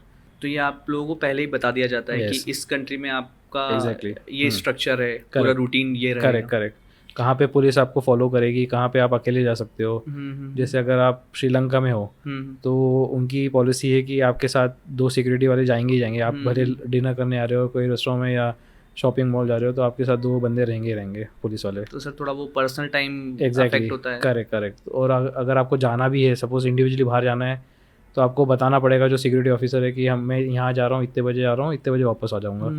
क्योंकि उनकी भी रिस्पॉन्सिबिलिटी है कि कोई बाहर से कंट्री से आया तो उनके ऊपर रिस्पॉन्सिबिलिटी दी गई है कि इनको प्रोटेक्ट करना है आपको। करेक्ट। सर जैसे पूरे वर्ल्ड में आप ट्रैवल कर रहे हो एक सीरीज से दूसरी सीरीज, तो वेदर कंडीशंस भी अलग होती है बहुत, तो बॉडी कैसे अडॉप्ट करती है, या क्या आप लोगों को क्या इंस्ट्रक्शंस मिलते हैं कि यार ये चीज़ों की तैयारी करके आइए? बेसिकली क्या होता है कि सबसे बड़ा इशू होता है जेट लैग का। फॉर एग्जांपल अगर मैं अभी वेस्ट इंडीज़ में मैच करने आ रहा हूँ तो वो 9.5 घंटे हमसे पीछे हैं वो लोग। तो मतलब यहाँ पे जब रात हो रही है तो उनके दिन का टाइम है। तो बेसिकली देखा जाए तो सोने का टाइम है, तो हम दिन में बैठे बैठे सो जाए वहाँ पे, बिकॉज हमारे यहाँ पे तो आधी रात हो चुकी है। तो इसलिए जो हमारे ICC का रूल है कि अगर मैच सपोज फर्स्ट वो स्टार्ट है तो कोशिश करते हैं कि हमको 25 या 26 तक ही हमको उस कंट्री में भेज दे, ताकि जो 3-4 दिन है वो हमारा जेट लैग दूर हो जाए। और प्लस उस जो कंट्री का जो इन्वायरमेंट है, जो भी टाइम जो जेट लैग है, वो सब उससे ही हम लोग रिकवर हो जाए सब उससे, और फिर उससे अकस्टम्ड हो जाए उस कंट्री के टाइम जोन से प्लस एनवायरनमेंट से। तो कोशिश ये रहती है कि ऐसा नहीं है कि कल ही मैच है और हम 2 दिन पहले ही पहुंच रहे हैं, ताकि तीसरे दिन तक तो हमारी आँख ही नहीं खुल पा रही है अच्छे से। तो वो सब चीज़ें ICC काफ़ी ध्यान रखती है, इसलिए वो दैट्स वाई वो प्रोफेशनलिज्म जो बोलते हैं वो इसी चीज़ से आई है कि भाई एक बंदे को उस लेवल पे परफॉर्म करने के लिए क्या क्या चीज़ें हम दे सकते हैं, रिक्वायरमेंट है। हाँ। तो ये, और स्पेशली लाइक यहाँ से अगर वेस्ट इंडीज़ जा रहे हैं तो पहले यहाँ से आपको लंदन जाना है, लंदन 9 घंटे की फ़्लाइट है, फिर लंदन से वेस्ट इंडीज़ अनदर 9 आवर्स। तो आप इकोनॉमी में जाएंगे तो खड़े ही नहीं हो पाएंगे, तो इसलिए बिजनेस क्लास देंगे आपको ताकि आप आराम से सो के जाओ, ताकि वहाँ पे जाके आपको ज़्यादा थकान ना हो। सो ये सब चीज़ों का काफ़ी ध्यान देती है फिर। मतलब कितनी अच्छी सर आप कितनी फैसिलिटीज़ मिलती हैं। Exactly correct. सो उस लेवल तक पहुँच जाएँ तो बहुत सारी चीज़ें ऐसी भी है कि आपकी लाइफ भी काफ़ी अच्छी हो जाती है। करेक्ट। तो अभी अपने लाइफ ईजी बोला तो मैं उसी पे आऊँगा। ईजी तो नहीं बोल सकते, अच्छी हो जाती है मतलब कंफर्ट लेवल की बात कर रहा हूँ मैं, कंफर्टेबल हो जाती है कि आप हर चीज़ एक्सेस कर पा रहे हैं। करेक्ट। आपको सर सबसे पहले तो मिडिल क्लास फैमिलीज के बच्चों को ना फ्लाइट के लिए पैसा नहीं देना पड़ेगा। करेक्ट। जितना भी ट्रैवल कर लें उसका पैसा नहीं। सही बात है। तो सर मैं थोड़ा मॉनेटरी टर्म पे आऊँगा कि एक एलिट पैनल एम्पायर की सैलरी बेस्ड होते हैं, कॉन्ट्रैक्ट बेस्ड होते हैं, या उनका कैसा स्ट्रक्चर होता है? So there are 2 forms of payment for us. Basically एक तो मंथली सैलरी है, प्लस जितने मैचेस करेंगे उसकी मैच फीस अलग।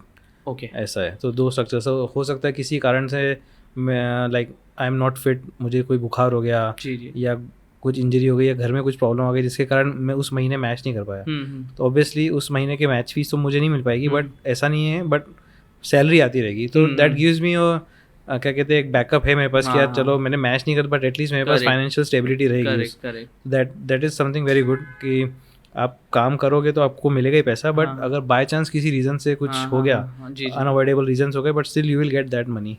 तो गवर्नमेंट जॉब की तरह ही होता है, जैसे हम लोग इमरजेंसी में या कुछ प्रॉब्लम आती है तो सैलरी तो नहीं रुकती। हाँ सही है। तो सर ये ईयरली कॉन्ट्रैक्ट रिन्यू होता है? ईयरली होता है। तो मैं अब असली मुद्दे पे आऊँगा पैसा कितना सर मिलता है? काफ़ी मिलता है, अच्छा मिल जाता है पैसा। मतलब लाइफ बहुत ज़्यादा कंफर्टेबल हो जाती है, हाँ। इतना मैं बोल सकता हूँ। और मतलब नॉट ओनली इन ICC, मैं बोल रहा हूँ इवन अगर एक सीज़न किसी अंपायर ने IPL भी कर लिया, सो मतलब जो सैलरी वो आई मीन जो पैसा वो BCCI के मैचेस करने में कमा रहा था पिछले 10 साल में, उसने जो कमाया होगा वो 2 सीज़न में रिकवर कर लेता है वो। ओके, तो IPL में भी मतलब ऐसा तो एम्पायरिंग में करियर बहुत अच्छा है अगर मेहनत करो तो। बिल्कुल, बट यही है शर्त, वही है मेहनत करनी मेहनत पड़ेगी और करनी परफॉर्मेंस करना पड़ेगा। ऐसा नहीं, कभी कभी क्या होता है मेहनत तो हम करते हैं बट परफॉर्मेंस हो नहीं पाता फील्ड पे, और ऐसा नहीं, दोनों मेहनत भी करती रहनी पड़ेगी, परफॉर्मेंस भी करता रहना पड़ेगा। सर जिस तरह का क्रिकेट हम अभी देख रहे हैं, अब और शॉर्टर फॉर्मेट आ गया है, T10 हो गया है, T20 था, T10 हो गया है, तो प्लेयर्स के शॉट सिलेक्शन भी बहुत अलग अलग तरह के हो गए हैं। अब प्रिडिक्ट कर पाना बहुत मुश्किल है कि बैट्समैन अगर ऑफ साइड खेलने वाला है तो वो लेग साइड नहीं मार सकता। तो एम्पायर्स की सेफ्टी को लेकर भी हम लोगों ने कई बार देखा है कि यार बॉल पास से निकल गया, शोल्डर के पास से छू के निकल गया, तो आप लोग किस तरह से इसको मैनेज करते हैं या क्या चीज़ें आप लोग मेजर्स फॉलो करते हैं? See again reflexes on the field हमारे लिए इंपॉर्टेंट हो जाते हैं ऐसे टाइम पे। जब हम मैच के पहले जब टीम्स प्रैक्टिस करती है तो हम भी जाके नेट्स पे खड़े हो जाते हैं, तो थोड़ा बहुत आइडिया लगा लें कि भाई रिफ्लेक्सेस वहीं से भी डेवलप हो जाते हैं मैचेस के लिए। Plus obviously there are lot of umpires जो अब हेलमेट पहनने लग गए हैं, शिन गार्ड्स पहनने लग गए हैं, एब्डोमेन गार्ड पहनने लग गए हैं, तो अपना इंडिविजुअल वो प्रोटेक्शन के लिए they are taking care. But ultimately see ऐसा है कि जब लगनी है बॉल तो लगनी है यार, वो तो उसके लिए। बट ये है कि रिफ्लेक्सेस अगर हैं आपके एक्टिव हैं या स्ट्रॉन्ग है, आप गेम को एंटिसिपेट कर पा रहे हो, बॉल को एंटिसिपेट कर पा रहे हो, तो काफ़ी कुछ हो जाता है मैनेज। सर जैसे वो हम लोगों ने देखा था कि कुछ एम्पायर्स ने बिग बैश में भी हम देखते हैं कि वो करेक्ट शील्ड यूज़ करते हैं। वो सी उसने प्रैक्टिस करी है, वो बंदे ने, ब्रूस ऑक्सनफोर्ड है वो जो शील्ड लगाता है, वो बंदा जो है अपने जब लोकल मैचेस करता है तो वहाँ पे जाके वो प्रैक्टिस करता है, और अपने साथ उसने एक ट्रेनर रखा हुआ है, वो उसको बोलता है कि आप मेरी तरफ बॉल फेंको, मैं उसको शील्ड से रोकता हूँ। बट वो कितना सक्सेसफुल हो पाया है मुझे इतना आइडिया नहीं है, क्योंकि एक मैच में तो मैंने ही देखा था, वो शील्ड उसके हाथ में था, बॉल उसके पैर पे लग गई थी। तो तो ठीक है, सही बात है। तो इसलिए मतलब देखो, मैंने जैसा बोला कि बॉल लगनी तो लग जाती है। जैसे आपने वो प्लेयर के बारे में सुना होगा जिसकी डेथ हो गई थी अभी, फिलिप, हाँ, सो बेसिकली हाँ, हेलमेट तो पहना था उसने, बट बॉल उसको अब ऐसी जगह लगी जहाँ हेलमेट कवर ही नहीं कर रहा था। तो इसलिए हेलमेट भी इट्स नॉट अ गारंटी कि बचा ही लेगा आपको।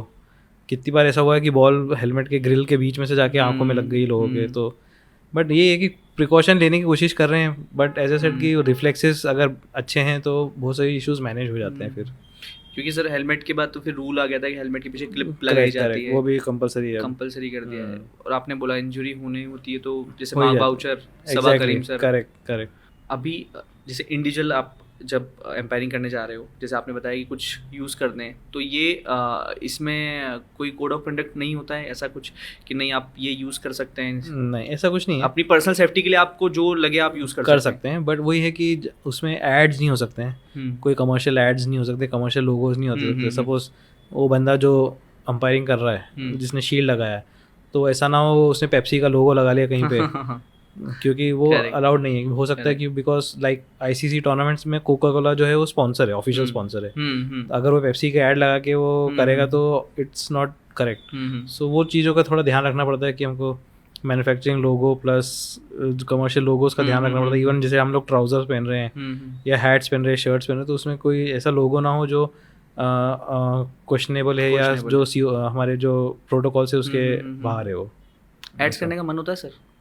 मैंने किया है अभी। अच्छा, ऐड लास्ट ईयर मैंने किया था during the World Cup. Chinese wok एक करेक्ट ब्रांड का ऐड किया था मैंने, तो फर्स्ट टाइम था मेरा वो। चाइनीज वोक ने बनाया नितिन को अंपायर से एम्पायर। कैसा एक्सपीरियंस था सर?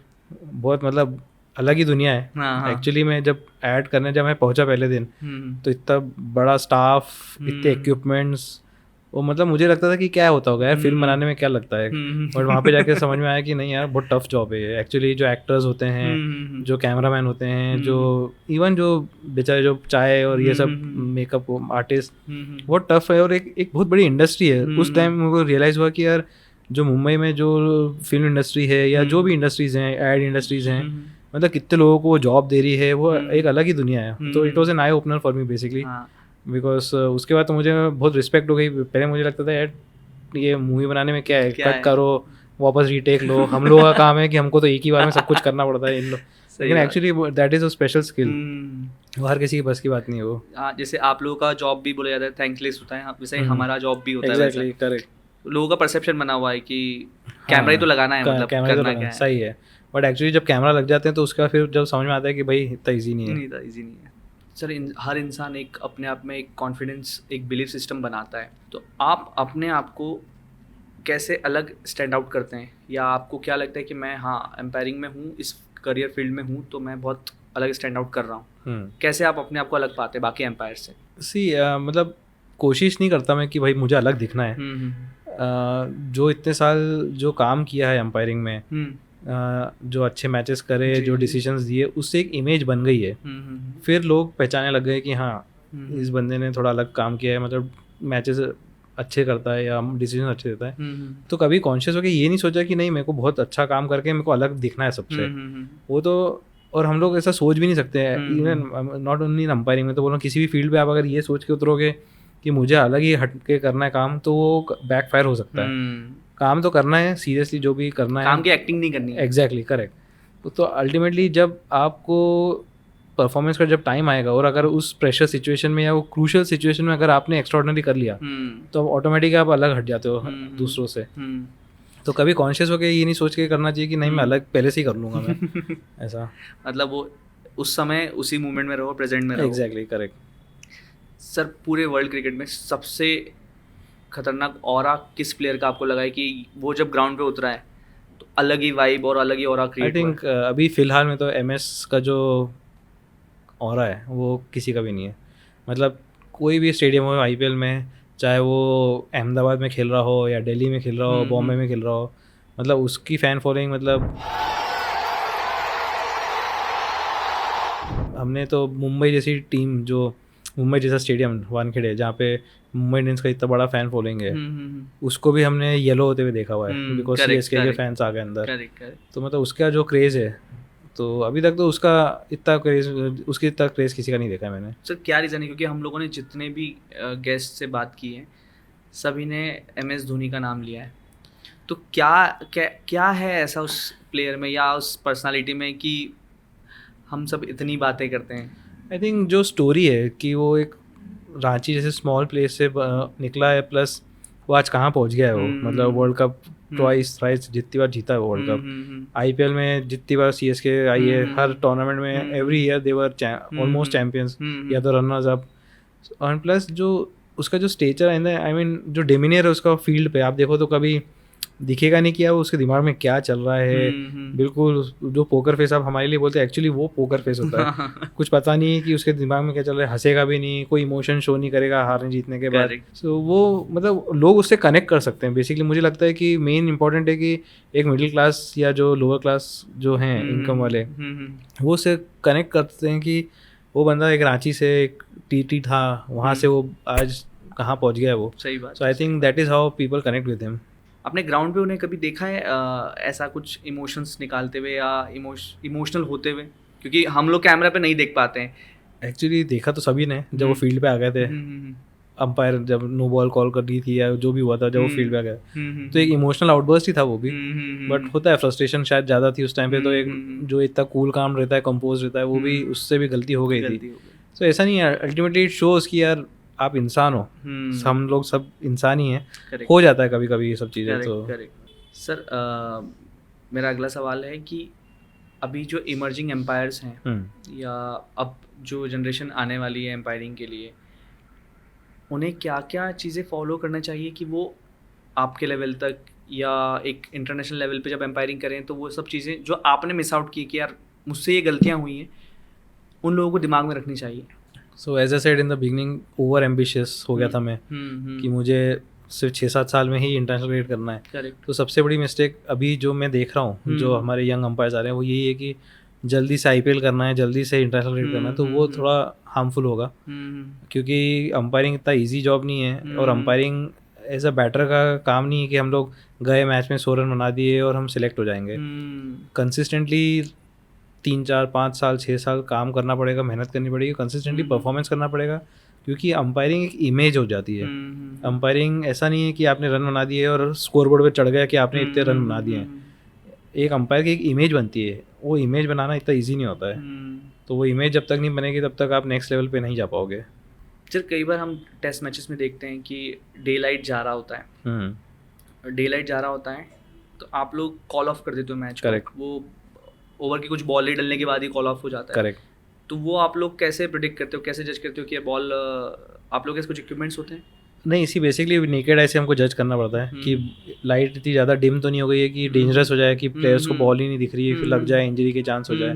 सो ओवरऑल हमारे एक्सपीरियंस से हम लोग यूज़ करते हैं, हम एक्सपीरियंस की, स्पेशली जैसे नॉर्थ ऑफ इंडिया है तो ठंड के टाइम में वहाँ पे अंधेरा जल्दी हो जाता है, ईस्ट ऑफ इंडिया में अंधेरा जल्दी हो जाता है। तो वो सब एक्सपीरियंस हम लोग यूज़ करते हैं अपना, फिर then we make a call कि नेकेड आई से देख के यार अब मैच अब चला नहीं सकते ज़्यादा, क्योंकि सिर्फ इट्स नॉट अबाउट जस्ट कि बैटर को बॉल दिख रहा है कि नहीं। क्योंकि कभी कभी क्या होता है, स्क्वायर लेग पे कोई फील्डर खड़ा है और किसी बैटर ने शॉट मारा, वो बॉल पकड़ने जा रहा है लेकिन उसको बॉल ही नहीं दिखी, हो सकता है उसको फेस में इंजरी हो जाए, इंजरी के चांसेस। तो इसलिए तो हमको पूरा ओवरऑल देखना पड़ता है कि सबके लिए सेफ है कि नहीं लाइट कंडीशंस। सर जैसे हम लोगों के पास तो इक्विपमेंट होता है, लाइट मीटर होता है, तो वैसा ही इक्विपमेंट आप लोगों के पास भी होता है? बट पहले हम लोग अपने नेकेड आई से जजमेंट करते हैं। जब हम डिसाइड कर लेते हैं कि अब मैच कंटिन्यू नहीं हो सकता, then we just take a light meter reading, ताकि उसमें जो फिगर आ गया then we are consistent for the next days, कि हम इस जो बेंचमार्क हमने जो सेट कर दिया उस लाइट मीटर से, उसके ऊपर जब तक लाइट रहेगी we will continue the game. उसके बाद जैसे ही वो लाइट मीटर से नीचे आ जाएगी जो reading, then will stop the game. ऐसा होता है। सर क्या रीडिंग पे आप लोग क्लोज ऐसा कोई फिक्स फिगर नहीं है, बिकॉज ऐसा कि हर ग्राउंड की कंडीशंस अलग है। अब इंडिया इतना बड़ा कंट्री है, नॉर्थ की कंडीशंस अलग होती है, कभी फॉग आ जाता है वहाँ पे जल्दी, ईस्ट ऑफ इंडिया की कंडीशंस अलग है, वेस्ट में आप जाओ तो 7-7 बजे तक अंधेरा नहीं होता अपने यहाँ, तो अपने साउथ में भी ऐसी प्रॉब्लम, मतलब 7 बजे तक अंधेरा नहीं होता है। सो इसलिए we don't keep a fix कि भाई ये 4.5 पे ही आपको गेम रोकना है, ऐसा नहीं है कुछ। सर एक चीज़ मैं आपसे ऐसा सुनना चाहूँगा जो हम लोग थर्ड एम्पायर के थ्रू सुनना चाहते हैं, कि कोई डिसीजन चल रहा होता है तो आप लोग बोलते हैं कि हाँ one more clip, one more forward, one frame forward, तो एक बार आप थोड़ा सा बोल देंगे, मतलब ये मेरी पर्सनल ख्वाहिश है थोड़ी सी। क्या बोलना है कि कोई भी आप कोई भी इमेजिन कर लीजिए, हाँ आपके हिसाब से। ओके, फर्स्ट ऑफ ऑल हम लोग स्टार्ट ऐसे करते हैं कि third umpire to director we have a player review for LBW, original decision is not out, I have checked the feet, it's a fair delivery, can we have the front on spin vision. Then जो front on spin vision आ जाता है, then I will say okay I see there is a clear gap between bat and ball, but I need to check with ultra as. फिर वो ultra edge आती है, then I say okay roll it forward please, next frame, and then when I say okay no bat involve, can we go to ball tracking. कितना अच्छा sound कर रहा है sir सुनने में, मतलब जो हम लोग मैच में देख रहे होते हैं वो लाइव सुनने में अलग ही फील है। Thank you so much sir. No problem.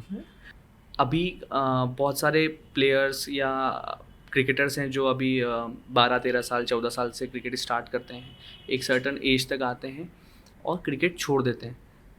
अब सर होता ये है ना, हमारे शो का पर्पस भी यही था कि बच्चे एजुकेट हो पाएँ। हम India's first cricket education podcast लेके भी इसीलिए आ रहे हैं कि बच्चे समझ पाएँ कि क्या क्या करियर ऑप्शंस हो सकते हैं। एग्जैक्टली। तो सर अगर एम्पायरिंग में मुझे करियर बनाना है या किसी पेरेंट्स को हमें बताना है कि इसमें भी करियर है, तो वो किस तरह से अप्रोच करें या क्या प्रोसेस फॉलो करें? See first of all we have to start at the club level. So जैसे अभी फॉर एग्जांपल हम इंदौर की बात करते हैं, तो इंदौर डिवीजन क्रिकेट एसोसिएशन है एक, जो कि affiliated Madhya Pradesh cricket association से। तो जब इंदौर जो इंटर क्लब मैचेस कराती है तो उसके लिए उनको अंपायर्स रखते हैं। तो उस लेवल की अंपायरिंग के लिए देन कोई भी बंदा है जो भले वो क्रिकेट खेला है या नहीं खेला है, that doesn't matter, he has to go and register, then they will conduct an exam. आप उस एग्जाम में अगर पास हो जाते हैं, जिसमें एग्जाम में रिटन एग्जाम्स होती है, थ्योरी, प्रैक्टिकल, वाइवा सब होता है, अगर आप वो एग्जाम पास हो जाते हैं तो आप बन जाते हो एक डिवीजन पैनल के अंपायर, इंदौर डिवीजन के आप अंपायर बन गए। फिर आप कंटिन्यू 2-3 साल अंपायरिंग करोगे। फिर मध्य प्रदेश जो है वो अपने स्टेट मैचेस के, इंटर डिस्ट्रिक्ट मैचेस के लिए, जैसे इंदौर वर्सेस भोपाल, उसके लिए जो मैचेस होते हैं उसके लिए अंपायर्स चाहिए उसको। तो वो फिर उन अंपायर्स के लिए एक एग्जाम कराती है। तो जो बंदा जो अब डिस्ट्रिक्ट लेवल के लिए जो अंपायर बन चुका था, then he can apply for state panel. So ऐसे प्रोसेस BCCI तक चलता है। Once you become a BCCI panel umpire, उसके बाद इंटरनेशनल अंपायर बनने के लिए there is no examination, how you perform in your matches then BCCI rates you, जैसे मैंने बताया कि रेफरीज होते हैं करेक्ट। वो डिफरेंट पैरामीटर्स में आपको रेट करते हैं। तो अभी इंडिया में लेट्स से 180 अंपायर्स हैं तो बीसीसीआई पैनल में, ओके। उसमें से फिर दे विल रैंक 1 2 3 4 करके पूरा 180 को रैंक करेंगे। और जो टॉप 4 होंगे, टॉप 5 होंगे, वो इंटरनेशनल अंपायर्स बनेंगे, टॉप 25 होंगे वो आईपीएल करेंगे, ऐसा स्ट्रक्चर है। फिर अगेन एक बार आप इंटरनेशनल अंपायर बन जाते हैं, फिर आईसीसी आपके परफॉर्मेंस को मॉनिटर करता है, 4-5 साल मॉनिटर करेगा, और उनको लगता है हाँ ये बंदा कंसिस्टेंटली परफॉर्मेंस कर रहा है इंटरनेशनल मैचेस में, then they will pick you for the elite panel, ऐसा होता है। इसमें स्पेसिफिक कोई टाइम नहीं है कि नहीं। हो सकता हो किसी का परफॉर्मेंस अच्छा हो तो वो 2 साल में भी पिक। एग्जैक्टली, जैसे आपने बताया कि मैंने 2017 में में फर्स्ट start किया। मैच किया international, but 2020 with in 3 years I got picked in the elite panel. कुछ लोग ऐसे हैं जैसे अनिल चौधरी थे, अब जिन्होंने वो 2011 से इंटरनेशनल पैनल में थे, but till now he could not make it to the elite panel. So 11-12 साल होने के बावजूद, बट क्योंकि हो सकता है आईसीसी को लगा कि he is not good enough to be in the elite panel. So ऐसा नेसेसरी नहीं है कि आप कितने, कोई मतलब ऐसा टाइम फ्रेम भी नहीं है कि आप 3 साल में आ जाओगे एलीट पैनल में या 10 साल में आओगे, ऐसा कुछ नहीं है। आप कहना चाहते हो सचिन तेंदुलकर हर कोई नहीं बन सकता? I mean see, Sachin was extraordinary talent, ये तो मानना पड़ेगा हमको कि वो गॉड गिफ्ट था वो। और क्योंकि ऐसा नहीं है कि 16 साल की उम्र में चांस देना is different thing, but perform करना और इतने सालों तक परफॉर्मेंस करना इज़ कम्प्लीटली डिफरेंट थिंग। सो उसमें उस बंदे में था टैलेंट तो था, बट अगेन उसने उसको सिर्फ टैलेंट तक रोका नहीं, ही केप्ट ऑन इम्प्रूविंग मेहनत कर करके, सो that is why he could play 100-200 अलग ही लेवल की थी। एग्जैक्टली। सो मैं बोलूँ टैलेंट तो ठीक है, बहुत स्पार्क रहता है। आई कैन से कि अभी मेरे जैसे 50 अंपायर अभी भी होंगे बीसीसीआई पैनल में, बट वो उस कंसिस्टेंसी को, उस मेहनत को सस्टेन कर पाएंगे क्या? स्पेशली जब फ्रस्ट्रेशन आएगा कि आप सेलेक्ट नहीं हो पा रहे हो, आपको लगता है कि यार मैंने बहुत अच्छा काम किया है, मुझे सिलेक्शन होना चाहिए नेक्स्ट लेवल के लिए, या मुझे सक्सेस मिलनी चाहिए, बट नहीं मिलती, जब तो फ्रस्ट्रेशन आ जाता है। ये फ्रस्ट्रेशन में हम लोग कैसे उसको कोप कर रहे हैं, मेंटली कैसे हम लोग कर रहे हैं, तो वो सब चीज़ें अगर वो लोग कर पाएंगे तो आई एम श्योर कि मेरे जैसे बहुत आएंगे एलीट पैनल में। पर सर आपका हमने जितना सुना है, देखा है, आपके 95 to 99% डिसीजन एक्यूरेट रहे।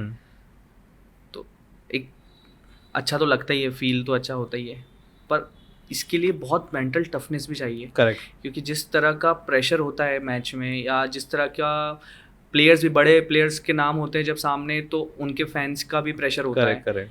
ऑल्दो वो आप ग्राउंड पे नहीं दिखा सकते, लेकिन एक प्रेशर, मेंटल प्रेशर फील तो होता है कहीं ना कहीं मन में अंदर, सही है, आप चेहरे से नहीं दिखा सकते। सही है। वो मेंटल टफनेस और वो मेंटल स्टेबिलिटी बनाने के लिए आप क्या करते हो? सी, एक्सपीरियंस के लिए कोई सब्स्टिट्यूट नहीं है। एक्सपीरियंस होता जाता है। जब हम लोग, जैसे मैं बताऊँ, अगर बीसीसीआई में जब मैंने स्टार्ट किया तो सेम सिचुएशंस में फेस कर रहा था कि बड़ा प्लेयर आ गया, प्रेशर में आ गए, या करंट सिचुएशन में प्रेशर में आ गए, बट वहाँ पे रियलाइज़ हो गया कि नहीं यार मैं गलत कर रहा हूँ। तो उन गलतियों से जब सीख के फिर हम लोग बेटर हो गए।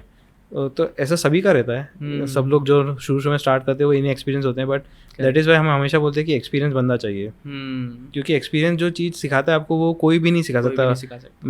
मैं किसी को अंपायरिंग सिखा नहीं सकता जब तक वो खुद खड़े होकर फील्ड पे अंपायरिंग करेगा नहीं, उन चीज़ों को महसूस नहीं करेगा, उन चीज़ों से निकलेगा नहीं। मैं कुछ भी बता दूँ उसको, लेकिन जो एक्सपीरियंस उसको सिखाएगा वो उसका कोई सब्स्टिट्यूट नहीं है। तो वही चीज़ें हमारे साथ भी होती है कि जितने हम लोग मैचेस करेंगे और जितने साल करेंगे, एक्सपीरियंस बढ़ता जाएगा और ऑटोमेटिकली हम लोग अच्छे होते जाएंगे। करेक्ट। सर जैसे और भी करियर ऑप्शन है क्रिकेट में, अगर आप हम क्रिकेट वासियों को बता पाएँ कि और बच्चे किस तरह से और भी क्रिकेट में other than being a cricketer और क्या फील्ड में ऑप्शंस चूज कर सकते हैं? See, I think as a child और as a youngster you should always first prefer to be a player. Correct. अगर उसके बाद सक्सेस, थोड़ा ट्राई करने के बाद सक्सेस नहीं मिली, then you can always, as I said, umpiring तो है ही option. Then you can go to as a video analyst. जो टीम्स, हर टीम के पास एक वीडियो एनालिस्ट होता है जो सारे मैचेस के फुटेज कलेक्ट करता है और कोचेस को दिखाता है कि ये स्ट्रेंथ है इस प्लेयर की, वीकनेस है। सो that is also good option. फिर आजकल स्कोरर्स हो गए हैं जो मैच में स्कोरिंग करते हैं। अंपायर जब सिग्नल करता है तो they are the ones who record everything, तो scoring is an option. Plus now there are where lot of specific coaches, like batting coach हो गया, या फिजियो हो गया, या ट्रेनर हो गया। So there lot of scope in cricket nowadays, just not limited to playing the game. कोई youth को मैसेज देना चाहते हैं आप, कि या हमारे क्रिकेट वासियों को कुछ मैसेज देना चाहते हो इस पॉडकास्ट के थ्रू, या कुछ भी आपको जो लगता है कि दिल की बात आपको कहनी हो, आपको अभी तक आप बताना चाह रहे हो और बता नहीं पाए? आई मीन जस्ट ये है कि किसी यूथ में बहुत पावर बहुत होती है, तो उसका आप बेस्ट यूज़ भी कर सकते हो बट मिस यूज़ भी कर सकते हो। सो जैसे मैं तो सिर्फ ये बोलूँगा कि अगर आपने लाइफ में कुछ ठान लिया कि मेरे को कुछ करना है एक फील्ड पे, एक फील्ड में पकड़ लिए, तो उसको छोड़ने का फिर देन ऑप्शन नहीं होना चाहिए, बिकॉज गिव अप करने का ऑप्शन नहीं होना चाहिए बेसिकली। हो सकता है कि लाइफ में जो आप एक्सपेक्ट कर रहे हो एक स्टेज में वो आपको नहीं मिल रही है, बट उस फ्रस्ट्रेशन को अपने अंदर आने मत दो, कीप कंटिन्यूइंग, हार्ड वर्क करते रहना पड़ेगा, कहीं ना कहीं वो सक्सेस आपको मिल जाएगी। भले 5 साल बाद मिले, 10 साल बाद मिले, हो सकता है आप देखोगे कि जो आपके साथ जो लोग हैं, जो आपके कलीग्स हैं, वो आपसे आगे निकल रहे हैं। सेम मेरे साथ भी हुआ है कि मैंने देखा है कि मेरे कलीग्स मेरे से आगे निकल गए, मेरे से पहले आईपीएल कर गए, बट उस टाइम पे जो फ्रस्ट्रेशन आई थी उसको कंट्रोल करना पड़ेगा, अपना फोकस रखना पड़ेगा कि नहीं मुझे अपना काम करते रहना है, फिर ultimately I am sure success मिल जाएगा। सर हम जैसे देखते हैं कि युवराज का एक स्टाइल था खेलने का, धोनी का अलग स्टाइल है खेलने का। एम्पायरिंग में आपको सबसे स्टाइलिश एम्पायर कौन लगा है अभी तक? हाँ, आई थिंक साइमन का जो ऑरा था, I can not deny that कि उसका जो एक ऑरा था वो अलग ही था। उसका बॉडी लैंग्वेज, उसका चलने का तरीका, उसकी पर्सनैलिटी जो थी वो एक्चुअली बहुत काफ़ी इम्प्रेसिव थी। सो मतलब उस बंदे में था, देख के लगता था कि यार ये बंदा सॉलिड है अंपायर। और जैसे सर बिली वार्डन का हम वो देखते थे कि उनका छक्का देने का और चौका देने का तरीका अलग था, तो ऐसा कोई और आपको एम्पायर? नहीं, एक्चुअली मैं थोड़ा प्योरिस्ट टाइप हूँ, तो मुझे वो सब चीज़ें पसंद नहीं आती कि कोई अंपायर अगर ऐसी हरकतें करे तो बिकॉज ही ऐसा कि एक जो अंपायर की जो इमेज है, अगर कोई आंख बंद करके सोचे कि अंपायर कैसा होता है, तो एज यू सेड कि वो नितिन मेनन जैसा होना चाहिए। नहीं ऐसा नहीं मतलब एटलीस्ट डेविड शेपर्ड जैसा हो कि करेक्ट पोस्टर उसका अच्छा है और मतलब कोई फालतू के नाटक नहीं कर रहा है, क्योंकि वो काम नहीं है एज अंपायर का। जो रोल्स में या उसकी जो एक कहते हैं ना उसकी डेफिनेशन में वो चीज़ें नहीं आती है। आने वाले इंडियन टीम में या और भी वर्ल्ड के क्रिकेट में टीम्स में ऐसा कोई प्लेयर आपको लगता है कि आने वाले टाइम पे बहुत अच्छा करने वाला है? आई थिंक जो मैंने अभी जो पिछले रिसेंटली 2 साल में जो देखा है, मुझे लगता है हैरी ब्रुक जो इंग्लैंड का है, वो इंग्लैंड के प्लेयर, हाँ, he will be very good player. मतलब पिछले 2 साल में मैंने इंडिया के मैचेस कम करे हैं बिकॉज कोविड के बाद मोस्टली न्यूट्रल मैचेस करे, तो इसलिए मुझे पता नहीं, but whatever I have seen Yashasvi Jaiswal India से काफ़ी इम्प्रेसिव है।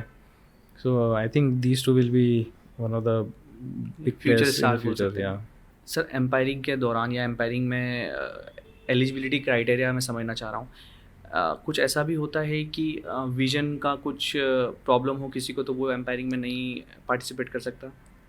ऐसा मैंने अभी तक देखा तो नहीं है, बट ऑब्वियसली हमारे टेस्ट होते हैं, eye test, ear test, physical test सब होते हैं। सो मैंने देखा है एक बंदे को रिजेक्ट होते हुए because of poor hearing, but ऐसा आई साइड के लिए मैंने कभी किसी को रिजेक्ट होते हुए तो नहीं देखा है। बट जब टेस्ट होते हैं तो इवन आई टेस्ट में even if you have specs so that is not an issue. बहुत सारे अंपायर्स हैं जिनको स्पेक्स है, रीडिंग ग्लासेस हैं, but it's not a hindrance, you can still become a very good umpire. So I mean as a career अगर आपको लग रहा है कि मेरे पास स्पेक्स है, मैं अंपायर बन सकता हूँ क्या, so it's not issue. Even खेलने में भी कोई इशू नहीं आता because lot of legends of the game like Anil Kumble जब वो आए थे तब स्पेक्स था उनके पास, तो ऐसा कुछ नहीं है। So specs is not a hindrance for any umpiring और playing. It depends on BCCI कि उनको क्या स्टैंडर्ड्स चाहिए for eye test and ear test, plus even like ECG होता है हम लोगों का, ब्लड टेस्ट होता है, सब कुछ होता है। सो आई थिंक कभी कभी वो लोग किसी अंपायर को फ्लैग ऑफ कर देते हैं कि यार आपका कोलेस्ट्रॉल बढ़ा हुआ आया है या आपको शुगर ज़्यादा है, तो आप थोड़ा ध्यान रखिए, ऐसा ना हो कि मैच में आपको कुछ प्रॉब्लम हो जाए। तो ये सब चीज़ें होती हैं। एक लाइफ लेसन, हम जैसे हर कोई फील्ड हमें एक लाइफ लेसन देती है, तो एम्पायरिंग ने आपको कोई ऐसा लाइफ लेसन दिया है जो आपने अपने लाइफ में भी इम्प्लीमेंट किया है? अगेन सुपर एम्बिशियस नहीं होना है इनिशियली। जब आप स्टार्ट कर रहे हो कोई भी करियर आपने लिया है तो सुपर एम्बिशियस नहीं होना है एंड गिव अप भी नहीं करना at the same time. So I think that was the biggest learning for me because जब मैंने स्टार्ट किया, जो मेरे साथ जो कलीग्स जो बीसीसीआई फाइनल में बने थे उस टाइम में मेरे साथ, तो I could see them, they are overtaking me and doing IPL, some of them did international cricket before me. तो उस टाइम पे मुझे लग रहा था कि यार या तो मैं बहुत ख़राब काम कर रहा हूँ या तो वो लोग कुछ एक्स्ट्रॉर्डिनरी कर रहे हैं। सो मेरा फोकस मुझसे हट के उन पे चला गया था, वो क्या कर रहे हैं, जबकि ऐसा नहीं होना चाहिए कि हमारा फोकस सिर्फ हमारे स्ट्रेंथ्स पे रहना चाहिए और हमारी वीकनेसेस पे रहना चाहिए और उसी पे वर्क करते रहना चाहिए। सो अल्टीमेटली अब जब मैं सोचता हूँ कि वो लोग अब कहाँ हैं, वो लोग कहीं पे भी नहीं है, वो इवन काफ़ी लोग तो अभी आईपीएल में भी नहीं है और मैं उनको ओवरटेक कर चुका हूँ पिछले 6-7 सालों में, तो मुझे अब फिर लगता है कि यार मेरी थिंकिंग जो थी वो काफ़ी नेगेटिव थी, but now this is how I want to approach my life. और सर सबकी लाइफ जर्नी भी अलग होती है और सबका एक पाथ भी अलग, मतलब हर किसी की लाइफ जर्नी का पाथ अलग होता है। करेक्ट। सर मैं फिर से एक सवाल फिर से आपसे पूछूंगा, अब ये शो जब टेलीकास्ट होगा या चीज़ें होंगी तो सर सोशल मीडिया पे कब आ रहे हैं आप? सोशल मीडिया पे मैं नहीं आऊँगा मैं तो मेरा डिसीजन फाइनल है, because see it's my personal choice. ऐसा नहीं है कि आई डोंट फील बैड कि सोशल मीडिया में जो है वो गलत है या सही है, I am not going to जज that, but it's my personal choice कि मुझे नहीं आना है, बिकॉज आई फील कि थोड़ा मेरा ये पर्सनल ओपिनियन है, मुझे लगता है कि वो लोग उस दुनिया को, आर्टिफिशियल दुनिया को सच मान लेते हैं कि वो उसमें जो चीज़ें हो रही हैं वो सही है, करेक्ट, विदाउट नोइंग कि एक्चुअल में क्या हो रहा है, फैक्ट सही हैं कि नहीं। सो वो मुझे थोड़ा डेंजरस ट्रेंड लगता है उसमें। तो मेरे हिसाब से, क्योंकि बहुत सारी चीज़ें जैसे हमारे मैचेस में जो होती है हमने देखी हैं फील्ड पे होते हुए, बट लोगों को पिक्चर वो छोटा सा क्लिप बना के इंस्टाग्राम पे डाल देते हैं और उसकी स्टोरी पूरी पलट जाती है। तो हमको लगता है यार ये तो ऐसा मैच में हुआ नहीं है, बट लोग इसी को बिलीव कर रहे हैं।